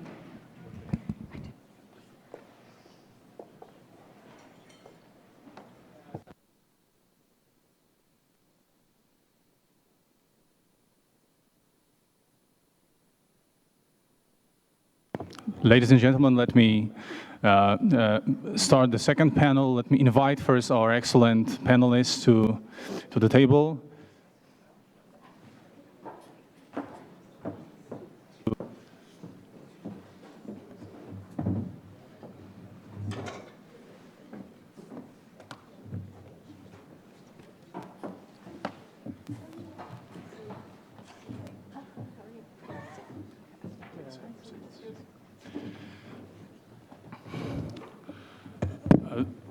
Actually, it's difficult to imagine a better kickoff to the discussion than this excellent remarks given by Senator Cardin when it comes to diagnosis of what Russia is and what should the future U.S. policy towards Russia be. So now we have an hour and a half to discuss it in more detail, and I have a privilege to introduce to you three excellent speakers. I will start from my right, Dr. Celeste Wallander, Senior Director for Russia and Central Asia on the National Security Council, and also served as a Deputy Assistant Secretary of Defense for Russia, Ukraine, Eurasia, and when she was also Principal Advisor to the Secretary of Defense on all defense and policy matters as they pertain to Russia, Ukraine, Eurasia. Professor Zbigniew Lewicki, I can say that it belongs to one of the best experts in Poland when it comes to American political system, now affiliated to the Stefan Wyszyński University in Warsaw, also a chairman of Polish Institute of International Affairs Council.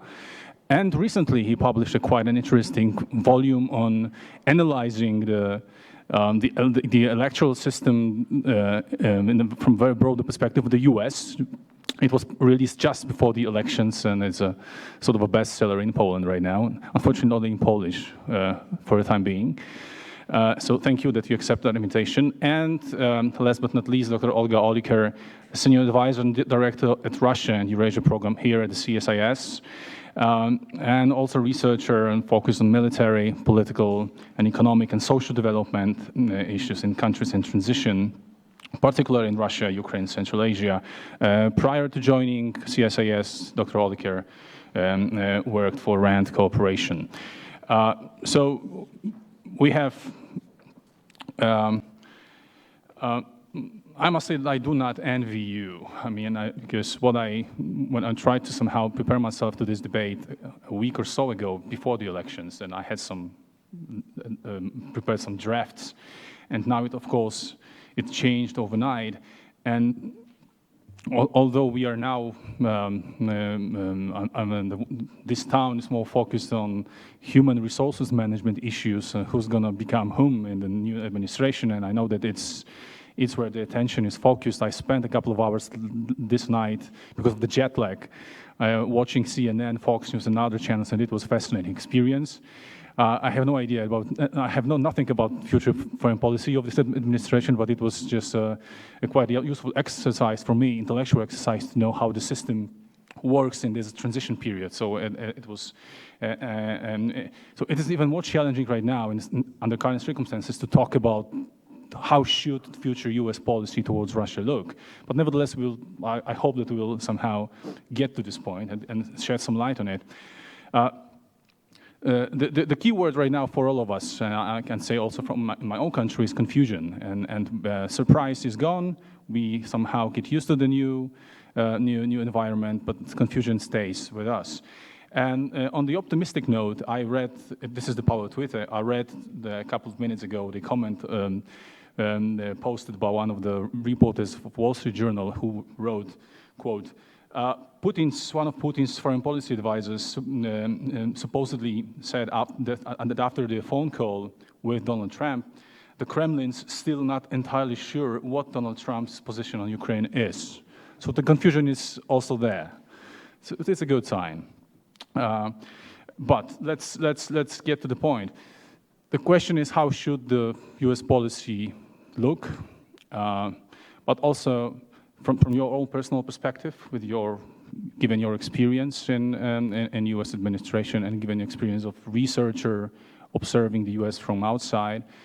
But I think also, given the fact what we heard from Donald Trump and his associates, when it comes to, for instance, potential non-recognition policy, when it comes to Crimea, when it comes to NATO and U.S. allies, when it comes to business-oriented approach, transactional approach that is supposed to be characteristic for Trump, and the looming discussion about so-called grand bargain. No one knows what's going to look like, but sort of it is somewhere there.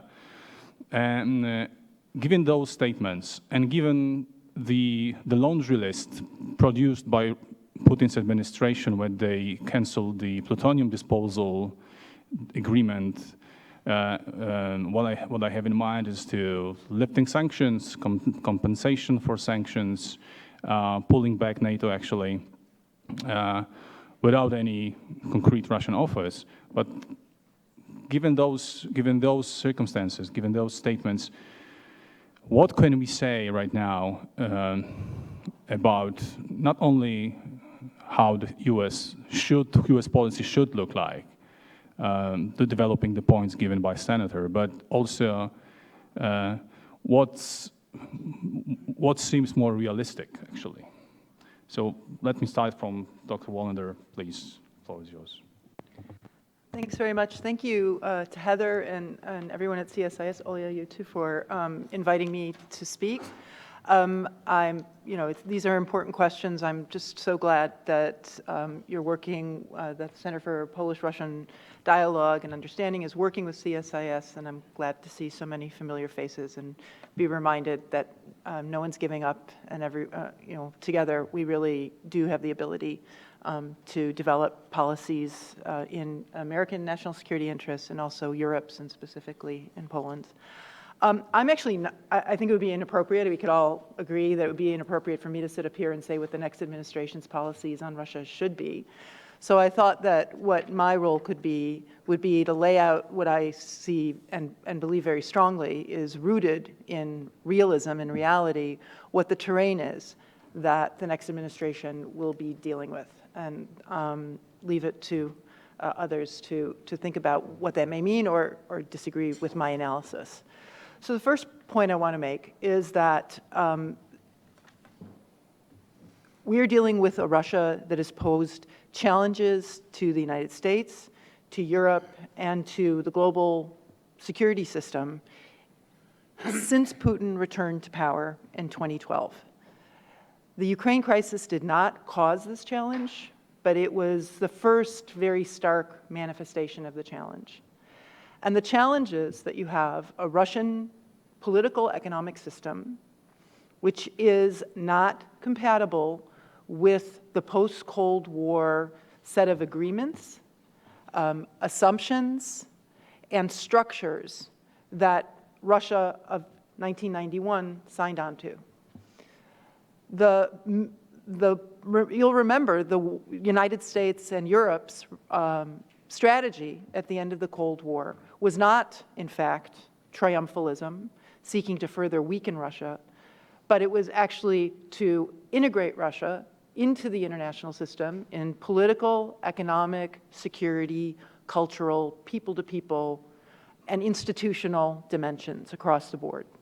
So Russia was welcomed as a successor state to the Soviet Union as a permanent member of the UN Security Council, and I could give a long list of initiatives to work with Russia to make Russia prosperous, secure, and a partner in addressing global challenges. I think that's still the right objective, but in order to achieve that objective, you have to be working with a Russia that seeks that objective as well. And what is different now is that we have a Russian leadership that is threatened internally, it believes, by all of those dimensions of integration and modernization. Because the Russian political and economic system internally is one based on, not on pluralism, not on transparency, not on rule of law, not on contracts, not living up to commitments. Its economy is not one based on those same elements of a modern, integrated, desirable location for foreign investment, able to generate growth and innovation and a better life for its people. The economy is best described as one based on cronyism and corruption, and the political system is one that is every day moving further and further away from pluralism, competition, and accountability to the Russian people.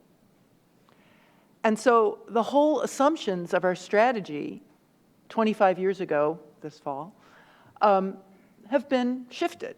And that's to be regretted. It's deeply to be regretted. But a realist and realistic foreign policy doesn't engage in wishful thinking. It focuses on the strategic environment you're dealing with. And the next administration is going to find a strategic environment defined as I've just described it. So there are 4 elements, I think, that you have to take into account in dealing with this challenging Russia. One is, because that was the right objective, you do not close the door to the opportunity for Russia and the Russian people someday to choose to return to that path. So you keep up people-to-people contacts, although it's more challenging now than, as I think everyone in this room knows, because of the changes internally in the Russian political system and the determination of its leadership to not allow the Russian people to actually speak freely, make their own choices, and hold their government accountable. But that doesn't mean we should give up, because giving up actually reinforces what the Russian leadership is trying to achieve in closing Russia off from the international community and from the sources of prosperity, security, and a better future for Russia. The second element, and I won't go into great detail because I think it would be better to have a conversation about these elements.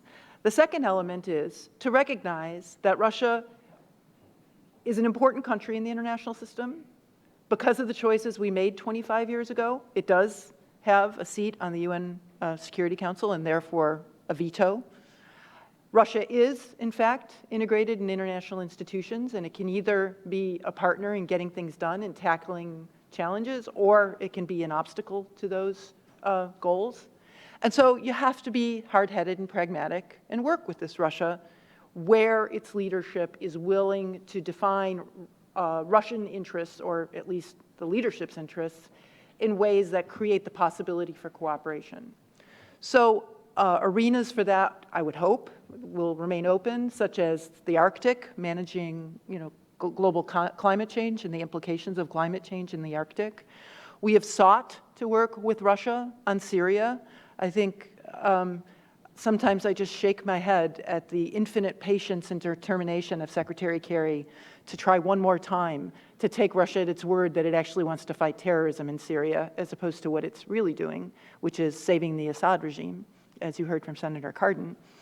But I think we need to remain focused on needing to work with even a difficult Russian leadership, because at least the United States, we don't have the luxury of pouting and walking away from the table. We have responsibilities to the American people, and we have responsibilities to our allies in Europe, and we actually have responsibilities to the broader global community. But the other two elements are important, and Senator Cardin referred to them as well. Number one, or actually it's usually second on my list, but I want to emphasize it here. One, Russia is not the Soviet Union. The Russian Federation is powerful. It has many instruments. But one of the takeaways of the last few years is that this Russian leadership has been able to be successful in causing trouble and pursuing its goals where it is facing weak targets, vulnerable targets. This Russian leadership uses networks of corruption. It uses networks of non-transparency. It uses certainly the cyber realm, as we've heard. It uses information and disinformation in order to focus efforts and achieve its goals where the targets are weak. Ukraine was a weak target. After 20 years of work, Ukraine was less corrupt, more integrated, more resilient, but it was still vulnerable, had strong elements of corruption, and those were certainly used by President Putin in the fall of 2013. And I want to highlight something and remind everyone. The stakes in the fall of 2013 were not about Ukraine joining NATO. The stakes were about Ukraine signing a free trade agreement and a visa liberalization agreement with the EU. But that was seen as threatening by the Russian leadership because it would have been a block on these nefarious relationships, and it would have increased transparency and increased Ukraine's options in integration in Europe. So don't fool yourself that some grand bargain by which, even if it would happen, and I think we all know it wouldn't, United States and NATO allies decided to declare an end to NATO enlargement, problem solved. That's not the problem, and that is not the solution, even if you are willing to entertain it. So we have already begun in the US government, and many of the partners here know this, to develop programs for building resilience and reducing vulnerability of what I think of as the target set. Increase accountability, improve media, counter disinformation, fight corruption, support human rights, and reinforce democracy. And that will make it more difficult for this Russian leadership to find those weak points.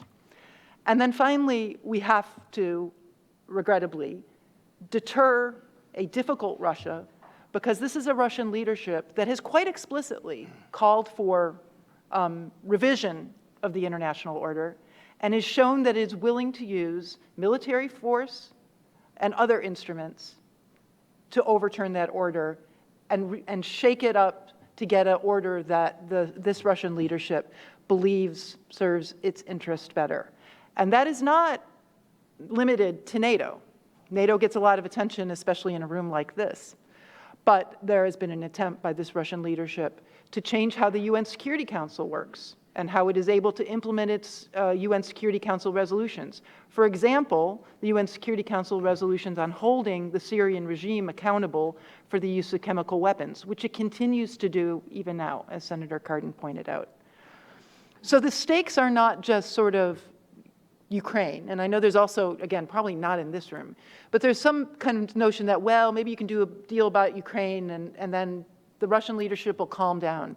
The stakes for this Russian leadership are not a little slice of Donetsk and Luhansk. They're about changing the rules of European security and, in many cases, the rules of global order, which provide predictability, stability, and security to all the rest of us. So we should be willing to talk with this Russian leadership about evolution of the rules, about changes in the international order, but those changes come through political and diplomatic methods, not by breaking the order and by using force, whether that's military force or force in other domains we've referred to. So that's, I think, the strategic environment that the next US administration is going to have to deal with. There are different ways of addressing then how to advance US interests in that strategic environment, and I'm sure that we will begin to see in the coming weeks and months what those specific elements are. But I do think the next administration will not be able to escape the reality that I've laid out, and it's going to have to figure out how to cope with a challenging Russia in a realistic and pragmatic way, not through wishful thinking. Thanks. Thank you. Thank you very much, Professor.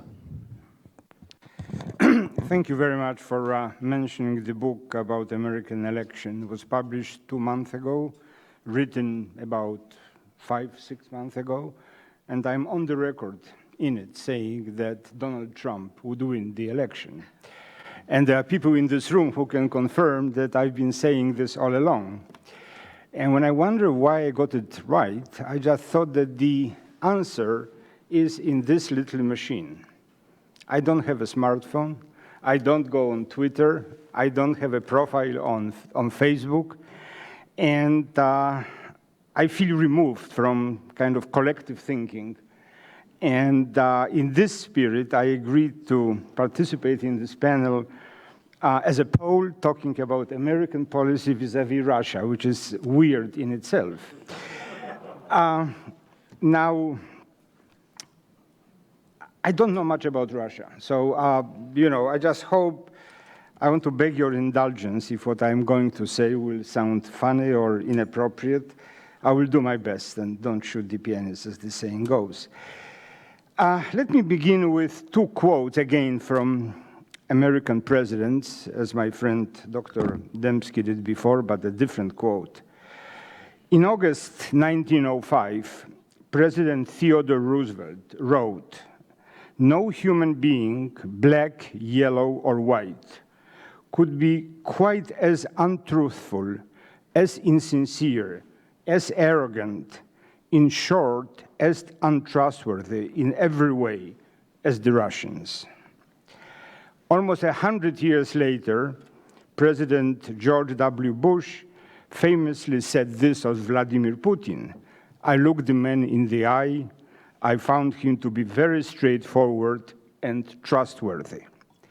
And I think these are the 2 poles, with a lowercase p, of course, between which American policy towards Russia and the Soviet Union has been playing out. And we had good examples of this in recent past. 2008, the new president and his Secretary of State, Hillary Clinton, initiated and declared a reset in America's relations with Russia, which indicated that Washington gladly exonerated Moscow from the responsibility for the war in Georgia. Then, 4 years later, 2012, in an interview with CNN's Wolf Blitzer, Mitt Romney said, quote, "Russia is, without question, our #1 geopolitical foe." And at that time, President Obama ridiculed this as Cold War thinking. But another 4 years later, many American politicians repeated this observation. The observation, of course, which could never have been uttered by a Pole with an uppercase P a few years before, or else would have been dismissed as another example of Polish Russophobia.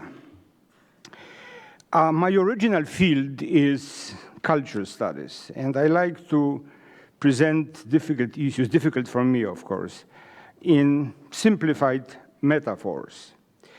So when I think of the nature, the essence of relations between the West and Russia, I think that you can say that Russia and the West usually play on the same field, and both sides claim they play football. The difference is that the West follows the rules of soccer and Russia those of American football. So even as both sides play by the same, by the rules, so to speak, the West cannot really overcome Russia's ruthlessness. It cannot conquer power with skill. Now, with the new president in the United States, another metaphor comes to mind, that of two chess players. And I think Trump will quickly learn the basics, which piece has what strength, and how to move pieces on the board. But we all know that that's not what professional chess is all about. It is about an ability to understand how your present decisions will shape the relation 10 or maybe 20 moves later. And not everybody possesses this ability, and even those who do must cultivate and develop it through constant exercise. I don't think that November 8 was America's doomsday, yet I do worry that an eager but inexperienced chess player stands a very slim chance when facing an international master. Putin presumably has no plan to conquer the world and cannot really afford a conventional war. But he bases Russia's strategy on weakening the West. To borrow another phrase, this time from George Kennan's long telegram, Russia uses non-military means to undermine the general political and strategic potential of major Western powers. 70 years ago and still sounding good. However, Russia's cyber war is probably not the greatest challenge that the new American president will be facing in the coming months. There are at least two sets of issues related to Russia that will have to be addressed first: the ongoing Ukrainian crisis and European security. Also possible cooperation in Syria to eliminate ISIS. As for Ukraine, it is the core of Russia's conflict with the West. And of course, the crucial question is how the West defines the new normal in the Ukraine, what the West is willing and able to accept, because thinking that it's possible to go back to what was 10 years ago with Crimea being in Ukrainian hands and all that is not very realistic. Trump is on record, as we all know, as recognizing Russia's sovereignty over Crimea. What is at stake here, however, is not whether inhabitants of Crimea prefer to ally themselves with Moscow or with Kiev, which is the point Trump made, but whether the West can validate the use of force to change borders in Europe. Even if one can barely fathom the return of Crimea to Kiev, the West may not recognize its annexation for fear of acknowledging a new standard of what is permitted in international relations. As for the security issue, even if Russia's belligerence is a sign of weakness, Putin's vulnerability at home can easily translate into aggressiveness abroad. Not so long ago, as we remember, the US and the West strove to cooperate with Russia on building European security. Now it has to help secure NATO's eastern flank and practice deterrence from Russia. Donald Trump is absolutely correct when he stresses the need for allies to pay more for collective security. However, even as Poland and Estonia, two of the 5 countries, spend the required 2% of GDP for defense, the sums involved are not sufficient to withstand Russia's offensive. Newt Gingrich's ill-advised observation of Estonia as the suburb of St. Petersburg created jitters not only in that country, and the president-elect needs to disavow such statements, which, however, is quite unlikely. I don't think he would do that, but. In his interview with CNN last Sunday, Rudy Giuliani indicated that American military presence at and near the Russian border is a bargaining chip in talks about the security of that area. And one cannot help but read this statement alongside the fact that one of the earliest reactions to Trump's victory, in one of the earliest reactions, a Kremlin spokesman suggested that a good starting point for a new phase in Russian-American cooperation would be to withdraw NATO troops from all areas near the Russian border. If this comes to pass, then of course this would be the worst possible variant of reset to zero. Even if dividing the world between Russian and American spheres of interest may have in the past prevented a World War III, the new American president should make it clear to both the Russian president and the world that the United States rejects such ideas. Moreover, the West must repeat over and over again that crossing a NATO border is not an option, that Estonia is not a suburb of St. Petersburg. It's a NATO member and should be treated as such, no matter how large or small it is. As for non-NATO members, such as Ukraine, a threat of a large-scale aggression should make West arm endangered countries. Finally, one last observation, a broader point. The election of Donald Trump met with wide-ranging criticism both in the US and in Europe.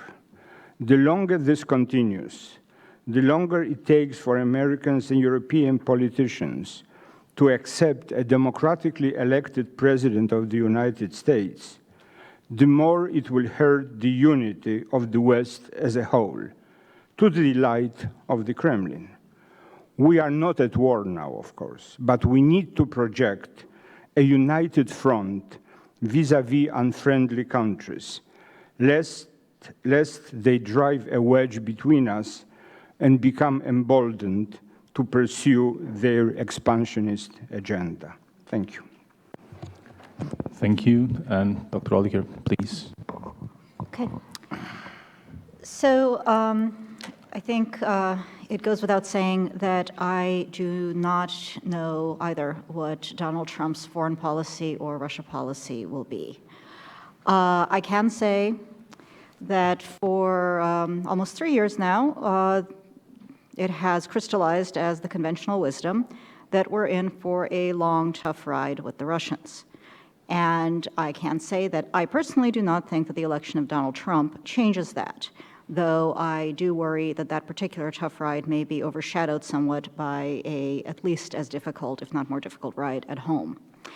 I do want to talk about how and why Russia will remain a challenge and what U.S. policy options might be to respond.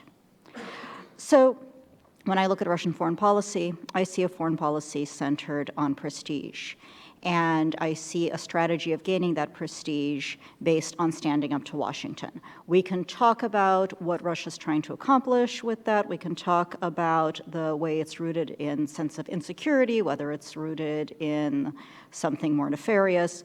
But I think there isn't much of a question, the Russians say this over and over again, that they have a drive to be recognized as a great power.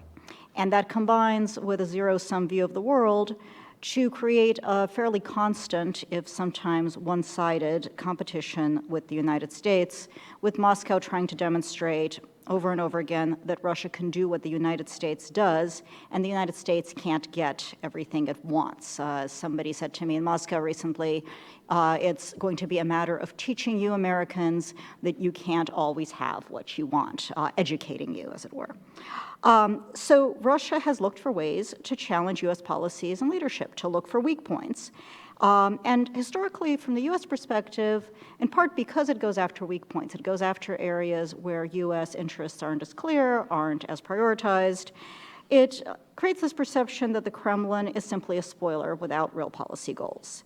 And we have this dichotomy where Russia thinks the United States is working to undermine Russian influence and power, whereas in fact, Washington isn't thinking about Russia all that much when it's defining its goals. So, what happens next out of this with this new administration coming to power? And while one of the few things that was consistent in a fairly inconsistent set of campaign rhetoric was this notion that Donald Trump could work with the Russians, could work with Putin, which got translated in could make a deal, I'm not sure we have a clear sense of what this administration will want to get from Russia. You do have the statement of this is a real country, this is a real power. You have this questioning of the European alliance system and comments on Syria and what Donald Trump has termed radical Islamic terrorism that has led a lot of people to speculate on kind of the bits and pieces of this deal that might be struck. But that ignores a lot of other pieces that have also been voiced. It ignores, for instance, the rhetoric on the Iran deal, the rhetoric on China, all of which will make it much harder to strike this sort of a deal with the Russians. So again, it's a question of priorities. The United States changes priorities from administration to administration, and we don't know what a Trump administration's priorities will be. If one of those priorities is an improved relationship with Russia, well, I would argue, first of all, you have to think about what that is meant to attain. What do you want an improved relationship with Russia for? And then you have to think about your other global goals and how those balance against it. So, for instance, let's say security in Europe is still a global goal. Well, let's think about how that would be undermined, as we heard in the first panel this morning, if the United States and Russia were trying to make deals about it that ignored the interests of others. Let's think about how security in Europe might be undermined and certainly drastically changed by substantial U.S. withdrawal of interest and activity and force from that continent. Surely the negative repercussions of all of this would be far greater than a disagreement with Russia over some issues. So, this isn't to say that Russia isn't part of European security. Of course, Russia's part of European security. Russia's in Europe. But any future European security arrangements, and surely I think they need to be rethought, they can't be decided by Moscow and Washington, right? They have to be decided by everyone involved. And similar dynamics are in play around the world. I make this example because this is, what we're talking about today. But it's not, I think the issue here is Donald Trump comes in, people think there might be a deal, but it's not that deals weren't possible before, right? It's that Moscow wanted those deals on its own terms only. Russia could have had sanctions lifted if it was willing to make progress on Minsk, right? There's a very clear link between the Minsk II and sanctions. It could have had cooperation on Syria if it was, willing to cooperate on Syria. I mean, I'm not defending U.S. policy on Syria here and saying this, but, the problem wasn't that there wasn't a deal to be struck. The problem was that the deal wasn't being struck because Moscow only wanted to take concessions. It wasn't willing to offer any. So I don't see how that changes with Donald Trump coming to power.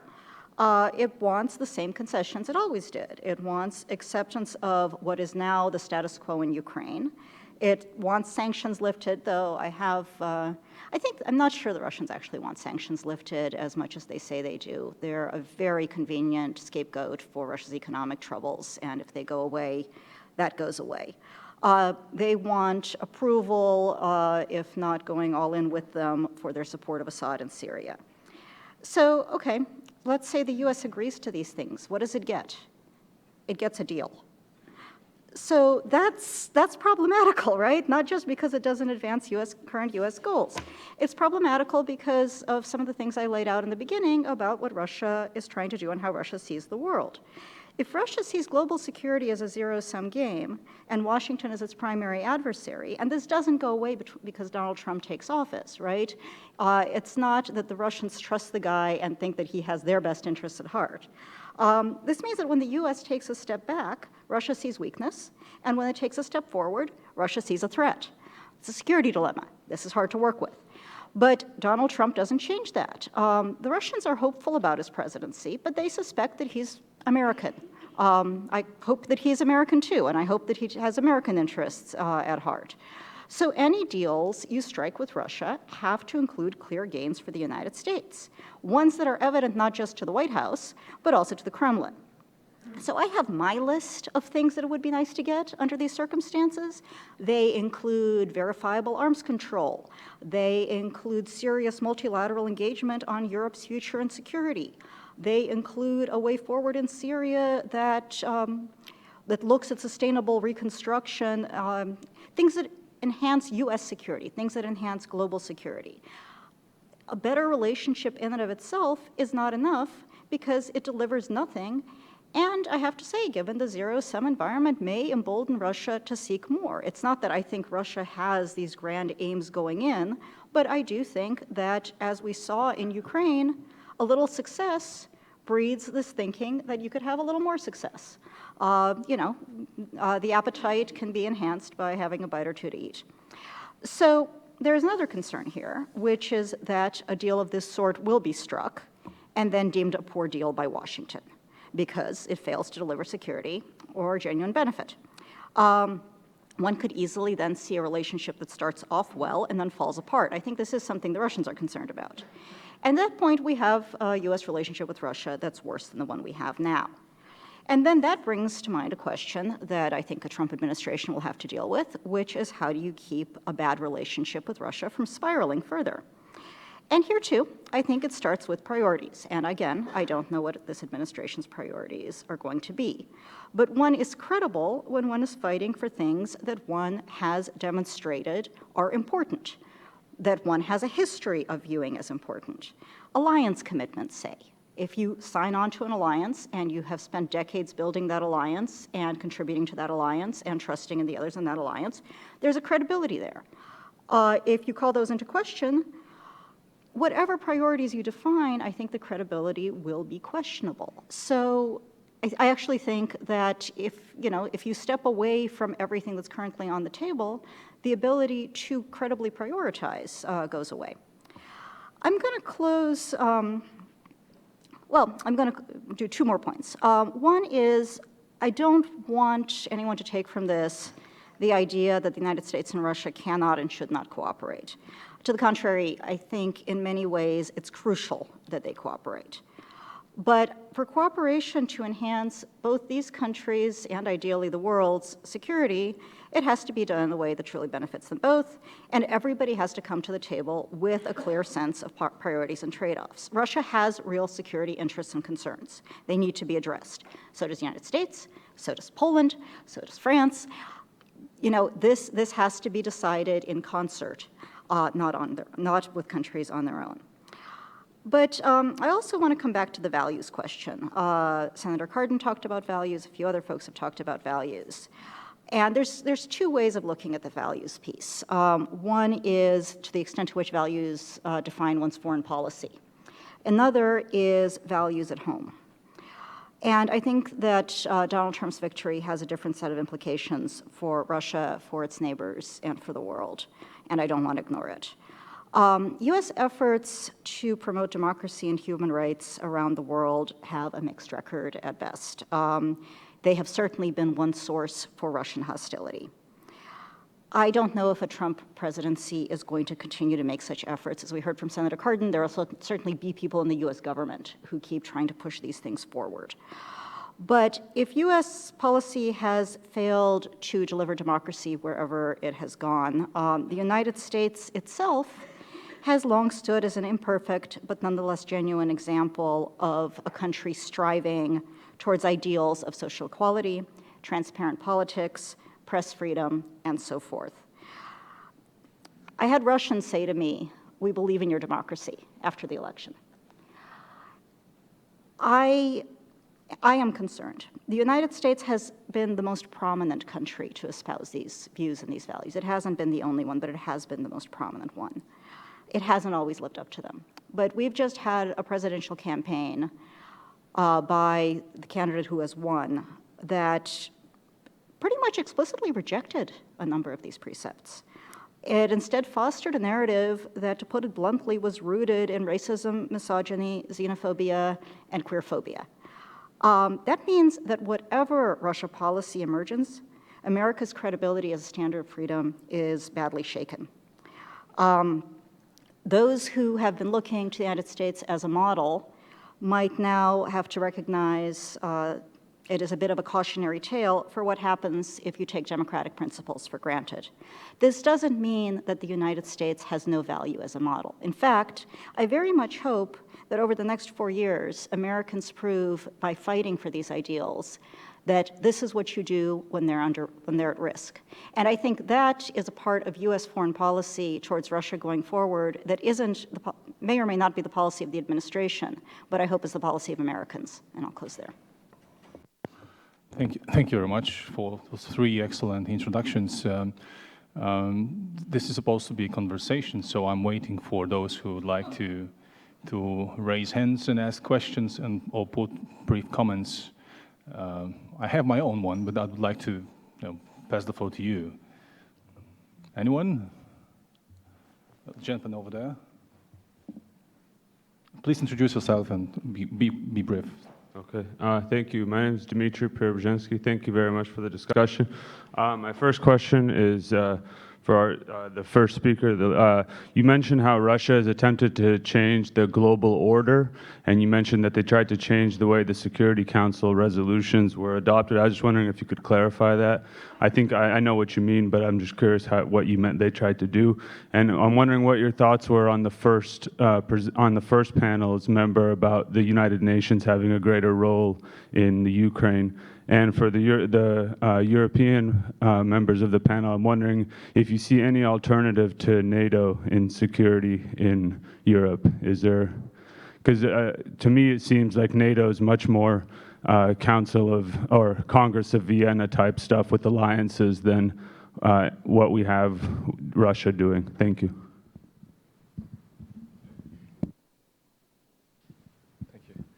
David Cadier, CTR Size. 2 very brief questions. First, to Dr. Wallander, you explained very aptly that the bulk of at least the sparkle to the Ukraine crisis was a free trade agreement between the EU and Ukraine, right? And explaining that the EU started to be seen as a threat and so on. I cannot resist asking you this counterfactual question. Had President Yanukovych signed the free trade agreement, what would have happened? Would have Russia moved in the same way? How would Russia moved, and so on and so on? In other words, had the previous Ukraine president signed the agreement, what would have happened? And a quick question to Olga. You brilliantly described the secret dilemma situation at heart in US-Russia relations. Is there any way to actually temper this secret dilemma situation? Thank you. Thank you. Anyone else? So, okay. Gentleman there. Hi, I'm David Riley from the British Embassy here in Washington. I mean, we diplomats love process and love dialogue. But I think if Syria has shown us anything, it has been sometimes the tragic consequences of endless process and endless dialogue. And I think Olga made a very good point about how dialogue can only succeed if there are 2 parties who share a same goal or frankly share the same values and principles or similar values and principles. So for anyone on the panel, I mean, what do you think ought to be the core benchmarks or values or principles that we should lay out in the West for Russia to engage in a substantive and cooperative dialogue? Thank you. Over there. Thank you. I'm Raphael Danziger, an advisor to AIPAC. And my question is Dr. Wallander. For the next 2 months, what is the higher priority for the administration, to stop Assad's war crimes or to stop the Islamic State's terrorism? Thank you. Let's put a stop here and just let the panelists answer to this first set of questions. Maybe the same order. Dr. Wallander. An example of what I have in mind is that the UN created a mechanism to investigate instances of use of chemical weapons. It has done a report of those instances. It has found specific instances in which the regime was guilty of using, guilty is probably the wrong word, I'm not a diplomat, David knows, it was found to be, have used chemical weapons, specific instances, and that report was then supposed to be, that was the mechanism for acting on the actual UNSCR. And Russia has, through a process of delay and process manipulation, prevented that report from coming forward to, as was provided for in the original agreement. So that's a specific instance. You know, there are others, but to answer that question specifically. On the counterfactual, you know, if Yanukovych had signed the agreement, if it had gone forward, I can't tell you what the Russian government would have done, but we have seen, and we continue to see, that Russia uses money, uses influence, uses information to undermine leaders in Europe, including within NATO countries, or some not NATO, or maybe some soon-to-be NATO countries. And I think that part of the stakes that Ukrainian leadership faced, knowing quite well how this works, was that it wouldn't be they were facing Maidan protests as a challenge to their leadership, but a different form of challenge to their leadership. But I don't know. But I do think those are the stakes. And I think that speculation on my part, which I probably wouldn't do if it was 2 years ago, but now since I've only got, you know, 64 more days, I'll do it. That is well borne out by other cases, I would say. On process, and the question of Syria as well, there is always a risk in trying, and this is a good, I want to say to my fellow panelists how much I appreciated their views. I thought they were terrific, and I especially value Olga's very hard-headed and realist understanding of what cooperation can achieve. And there always is a balance when you seek a negotiation and a process of seeking cooperation, that you legitimize the other party, that you get used, because while you're negotiating, the other side is acting and creating actions on the ground. You always risk signaling or messaging inadvertently, probably, that you care more about finding agreement than the other side, and therefore you weaken your bargaining situation. And I have, Ukraine was a tough crisis, is a tough crisis to manage. The horrors and complexity and just emotional as ringer that is what is going on in Syria goes beyond anything I have experienced. And I think to some extent, to be honest, Americans are too good of people to have to deal with a situation like Syria, because the desire to find some way to cause a de-escalation in violence, it's really hard to sit at the table and say, now's the time to walk away from the table. Because maybe one more day would save those children's lives and would stop the destruction of hospitals and bakeries and all the infrastructure in Syria. I think that President Obama has been clear that his duty to the American people means that fighting ISIL is the priority in Syria. But he's also made clear in public and in every inside meeting that he doesn't believe that ISIL can be defeated in Syria in a lasting, meaningful way to prevent it from being a threat to Americans and our allies in Europe as long as the Assad regime remains in power. So even though that is the priority, you actually can't do one without the other. Ultimately, you have to do both. And the next administration is going to have to tackle that. I think I answered all the questions. If not, come back at me. I guess the only question which was directed here may have been the question about the values and what kind of values or which values should be proposed or instituted. And it is a very tough question because, of course, it's obvious, I fully agree with you that we have to make every effort to stop war crimes, to stop people from getting killed, etc. And it is absolutely correct, as Senator Cardin pointed out before, that a country like the United States has to stand up for a little fellow who is murdered by secret police or by oligarchs in Moscow. But these are not values in the sense I understand them. And these are obligations. This is something we have to do because we are civilized people, and if we don't do it, then we cannot consider ourselves to be fully human beings who feel for others. At the same time, I think the question was more about political values, about things like democracy, about things like freedom, elections, etc. And here I think I'm not quite certain whether you can actually, quote unquote, export values. Of course, Iraq was about much more than that, but in part it was also about that, about trying to institute a completely different political system on a country that did not arrive at those values by itself, but it was brought from outside. And I think we have to recognize that there may be countries, short of murdering their people and short of committing war crimes, that can live under different rules or values. We accept multiculturalism within our countries. We insist on multiculturalism within our countries. We have to, in Europe, we have the same problem, France or other countries.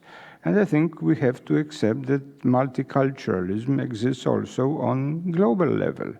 And what we believe in, that elections, for instance, are the essence of American democracy, does not quite translate into elections are the essence of Russian democracy. They use elections to confirm the party in power, not to change it. We use elections to change it. So I think we have to learn, yeah, okay.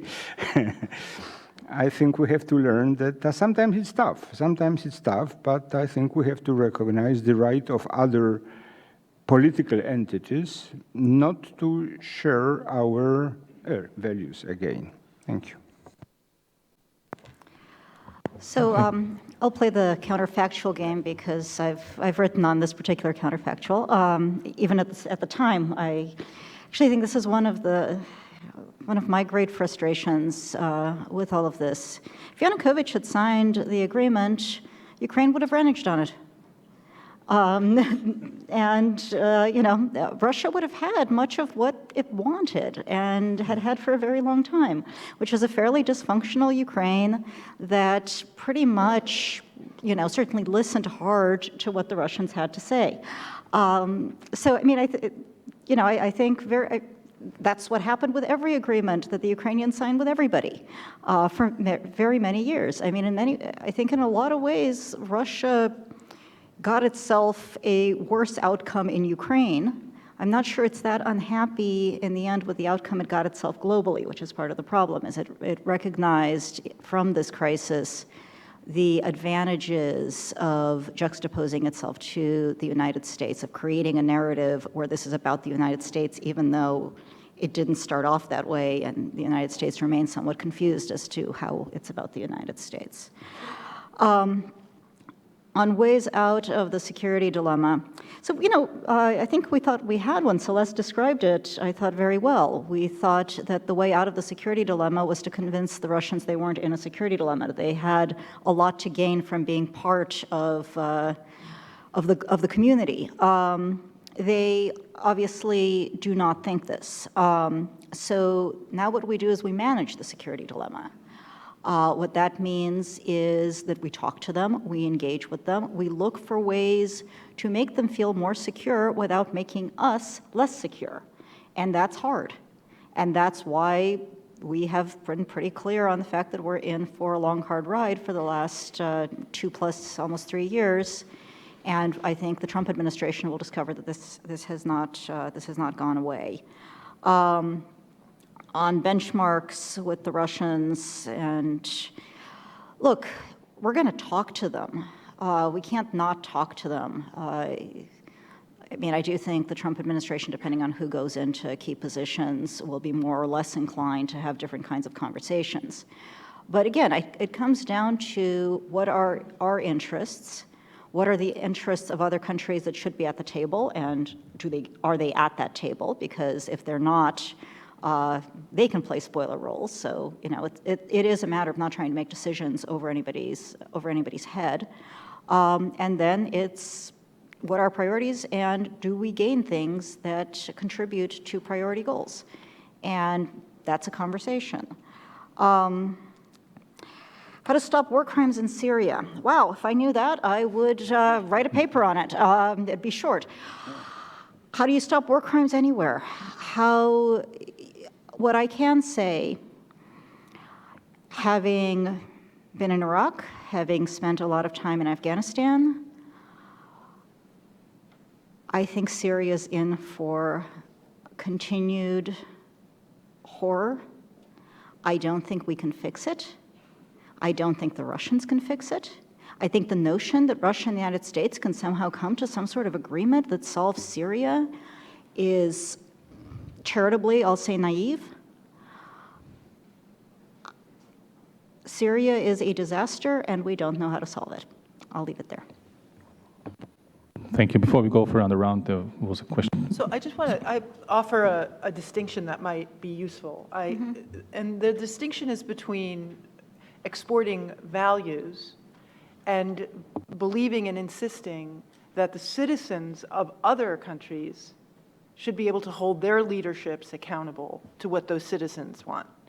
So while I entirely agree, I do not want to tell Russians what they should value.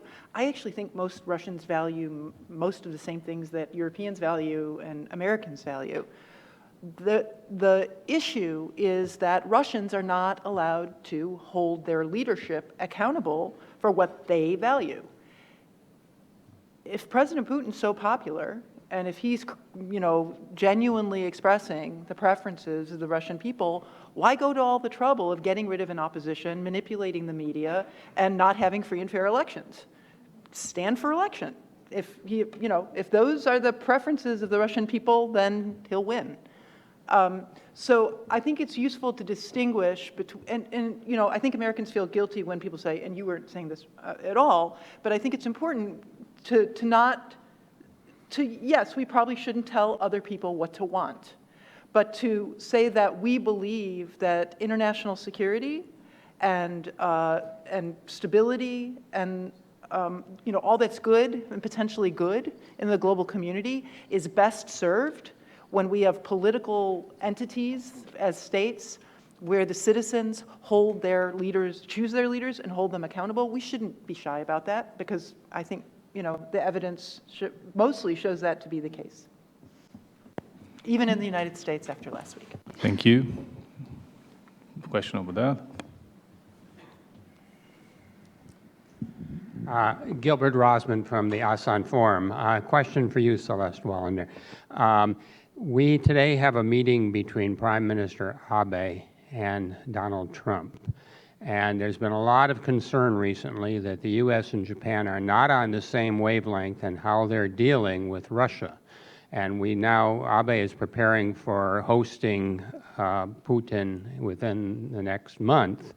Can you give us some sense of how this is playing out when Yachi Shotaro comes to meet people in the United States, and whether we are really coordinating very well? Thanks. Anyone else? Oh, Heather?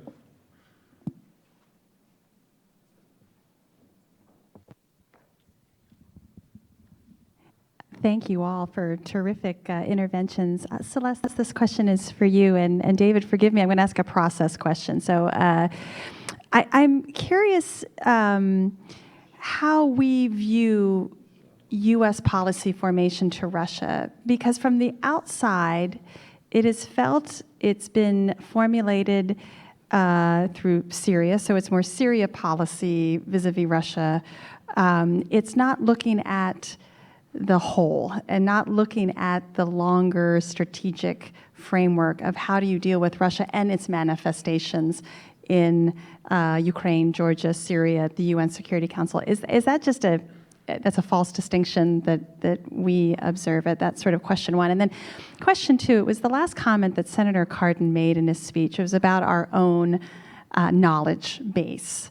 And there's been much commentary about the atrophy of our own understanding of Russia, the intelligence capabilities, the scholarship, the next generation of young people that really haven't gone through Russian studies, and many graduate programs in the U.S. have shrunk considerably. I just wonder if you could question, and the panelists as well can reflect on really, do we have the cadre to help us meet with this long, rough ride that Olya says we are, and I fully agree, are in for?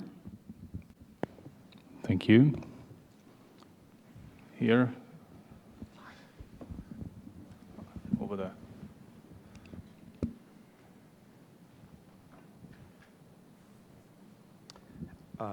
Could I have not a question but answer to one of the questions that have been raised? How to stop the war? How to stop the war in Syria, or how to stop war in Ukraine, or in Georgia, or in Chechnya, or in Montenegro, or again the West? There are only two options available. One option is to win, and the other option is to lose. And both ways will stop the war, for the moment. But in the case if the choice is being taken to lose, it means it will stop this particular war, but will start many new wars. So that is why when you are thinking about the strategic options, if you are not choosing to win this particular war and stop this particular war and other wars, and you're choosing to lose this war, it means that it's opening new and new wars with new and new victims. In the war in Georgia, 1,000 people have been killed. In war in Ukraine, 10,000 people have been killed. In war in Syria, 400,000 people have been killed, and millions became refugees. If this line will continue, you can calculate how many more victims and refugees will be from new wars. Thank you. Okay.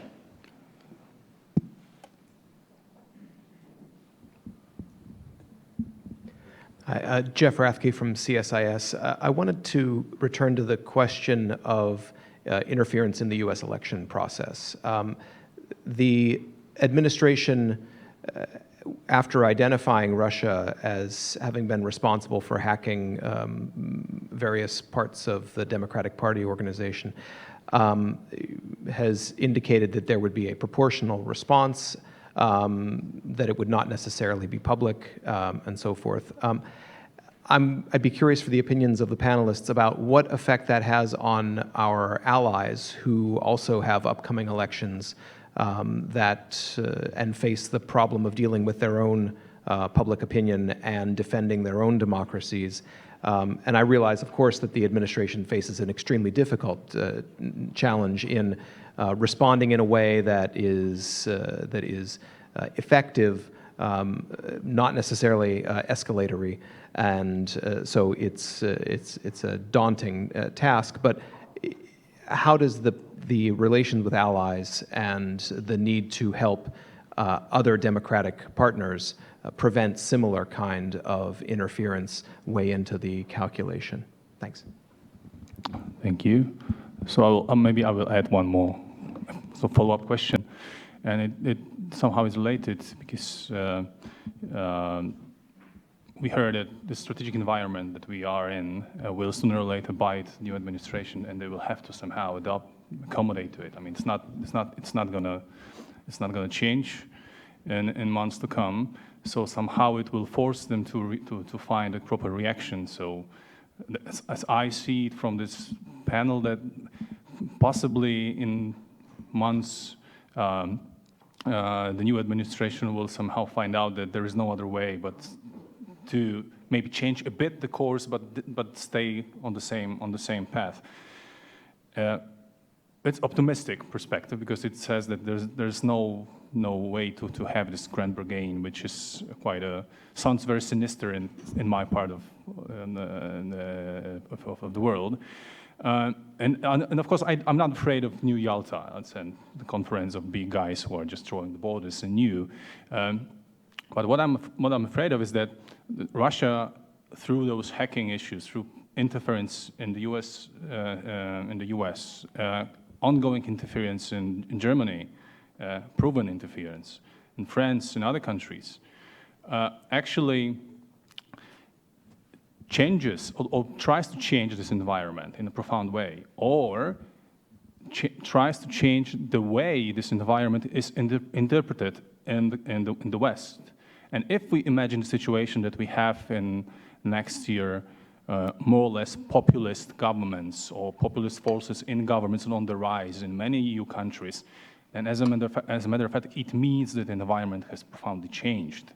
And it means that the response that we propose today will not be the response that will be supported by not just the US administration, but the allies as well. So I'm afraid of sort of creeping grand bargain, which is not going to be very well identified. And the first checkpoint is March for the US, the sanctions. It's a lottery right now, but can anyone tell me what might happen? The prolongation of sanctions or lifting of them, we have nothing right now about this, but because of the role of the president here, it's going to be the first, let's say, very serious signal about where and it's going to be the first time where the president, the new president, will have to take some responsibility for the very concrete action and will be met with proper response, possibly from the Russian side. So, can we tell anything about potential March decision? Gil, good to see you. So we are actually very intensively and repeatedly talking to the government of Japan about Russia, and they informed us of the intention to, and we talked very closely about the intention to develop an opportunity for Japan to deal with a very important national priority, which is the resolution of the Northern Territories issue in particular, and the need to talk to Russia. It comes back to, we can't tell Japan that it can't talk to Russia when Russia is the key to resolving a very high priority. We are doing it, right? We are talking to Russia about resolving Ukraine. I have been in Moscow in negotiations. Secretary Kerry has been in Moscow in these negotiations. So the fact that Japan has a bilateral relationship and some important issues is not a source of problem in our bilateral relationship. And what is at stake, though, is sustaining the unity on sanctions, and I'll come back to sanctions in a second, and conducting those bilateral discussions, which are important and we respect, in a manner that does not play into the sort of sense that Putin's breaking out of the box he got himself in through his actions in Ukraine and now Syria as well, his choices, I should say, maybe more appropriately. So how the diplomacy is done, how the visit is done, matters a lot. And sending also a signal of unity and consistency on sanctions, on a clear statement about Japan's position on Russia's occupation of Ukraine and of its actions in Syria is part of the package. And that's, I hope that addresses your question. Heather, on process, Syria is a headline. I hinted at, I didn't go into it because this isn't anymore a discussion about Obama administration policy on Russia, but we have a systematic, extensive strategy on dealing with the challenging Russia. I laid out the 4 elements of that strategy. We have invested in the European Reassurance Initiative. We have changed NATO policy, NATO posture. We are investing in helping European partners and Eurasian partners and allies to address their vulnerabilities and build their resilience and deal with the issues that I raised. So maybe the fact that it's not always apparent or it's not in the headlines of the newspapers is a good thing, because it means we're getting the work done day to day, and a lot of work has gotten done in the last 2 years, and I think will be sustained going forward. On expertise, I smile because in this room I have a former undergraduate student, Catherine Dale, from when I was a professor at Harvard, and a former master's student from when I was at Harvard, Olga Alaker. So I think there is expertise. We do have to find it and support it, because it's not just about having people as students. It's about sustaining their careers. It's about bringing them into positions of influence. And this is a fault of, and I will say this is a fault of the universities. Universities fail to invest, not just in Russian and Russian area regional studies, but in many regional studies. The fashion in the university world now is that you're not a regional expert, you're a subject matter expert. That's good. You need that too, but you have to invest in languages, history, culture, understanding the politics, economics, and societies of other countries. Apparently Bob Gallucci tells a joke. I know this because I have a Georgetown connection, my husband. Bob Gallucci tells a joke, or makes a comment apparently in these contexts. He says, in all my time in government, I never heard someone in a US government meeting say, "Get me an international relations theorist. We have a problem to solve." So I do think the responsibility comes back to universities, and it would be good to have that conversation, and maybe that's something that the public policy community can speak to. On cyber, it actually comes back to sanctions too. I think there are two interrelated tasks for both the United States, ourselves, and helping allies and partners. And and I'm not going to get into specifics, but the Russian government needs to understand the scope of deterrence that it faces. It's gotten very good at using the cyber instrument. It needs to know, like in the nuclear realm, that there's mutual vulnerability. And mutual vulnerability, if done right, helps to reinforce deterrence. But the other piece of it comes back to what I said. You got to make sure you're not helping create a target-rich environment. And there are measures that can be taken to reduce vulnerability in the cyber realm, in the technical cyber realm, but also in the information space. And I think that we're just now learning how Russia has used this instrument, and so we're just now learning how to build those defenses. And that is an ongoing process, and we're going to need a lot of people contributing to it and a lot of expertise in both the technical realm, but also that information realm, as you suggested. But it's doable, and we shouldn't be daunted. I mean, if we could get through the 1950s without a nuclear war, or the whole Cold War without a nuclear war, we can do this too. But we really need to take it seriously. And on sanctions, I think my first answer is Europe better roll over those sanctions, because come March, if it's the United States standing alone, I think I know what the answer is going to be. If there is still unity, and if Minsk has not been implemented, I don't know what the answer is, but I do think that because the United States is a democracy and because this leadership will be accountable to the American people, that it will be important for voices from Congress, from the policy community, to make clear how important it is to keep the pressure on Russia, not out of the goodness of our hearts for Ukraine, although I have a lot of goodness in my heart for Ukraine. I think Olya may have a little bit more cynicism about Ukraine than I do, maybe not. But out of our own national self-interest, for actually the reason I very much agree with Olga, that if the Kremlin believes that if it just waits us out, it can get away with these kinds of things, then there's going to be more of them. And that's a case that needs to be made to the next administration.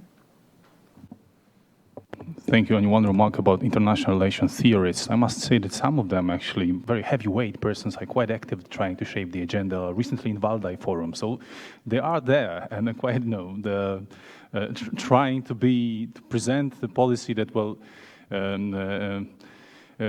I personally wouldn't like to see in coming months. But that's just a digression.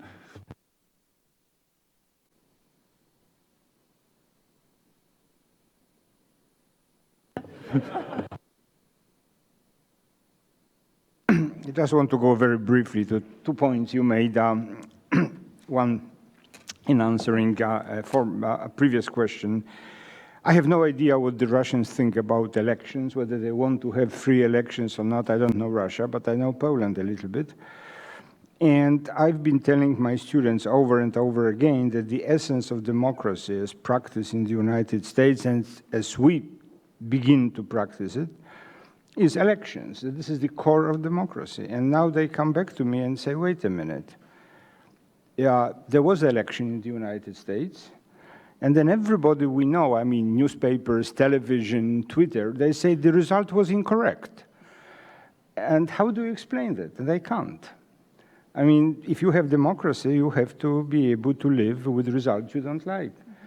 Otherwise, it's not democracy. So I think there is a lesson to be learned from this US election in the long run of how to accept the results which you don't like. As to wars, okay, there's several ways to answer it. I mean, people have been fighting wars always, except for Europe after the Second World War, because we have Yalta. We had Yalta, I mean, not we, but the powers split up the world, and that probably prevented the Third World War. Of course, we don't like Yalta, because it's unfair to have the great powers divide the world and all that. But the choice, I think, is quite obvious. Either we agree that we continue to fight various wars, and you mentioned, the whole list of them, or we accept that somebody imposes a kind of pacific order upon us. The only third way is to believe that in a long run or in a short run, people will simply become better, that we will never fight wars because we will improve our way of thinking and we would live peacefully with one another forever. But that's not quite a realistic scenario, I'm afraid. So I'll also weigh in on the cadre of Russian specialists, and I'll throw a couple of thoughts out. One is, I know a remarkable number of people who started off in school with me or in school at the same time that I was going to school, who did Russian area studies. And some of them stuck around and kept doing Russian area studies, and some of them didn't. Some of them did Russian area studies and got jobs in the field, and then the funding dried up, and they went and did something else, but they actually still know a lot. Some of them, like me, did a little bit of Russia and post-Soviet and a little bit of other things and maintained capability. We have these skills. We do also have another generation coming up with these skills. If we want a lot of them to stay in, we have to have jobs for them. Otherwise, they're going to go into IT or whatever else folks do when the degree you've got isn't the relevant degree to making a living. So aside from the universities preparing people, I think we need to have a career path that develops these skills over time.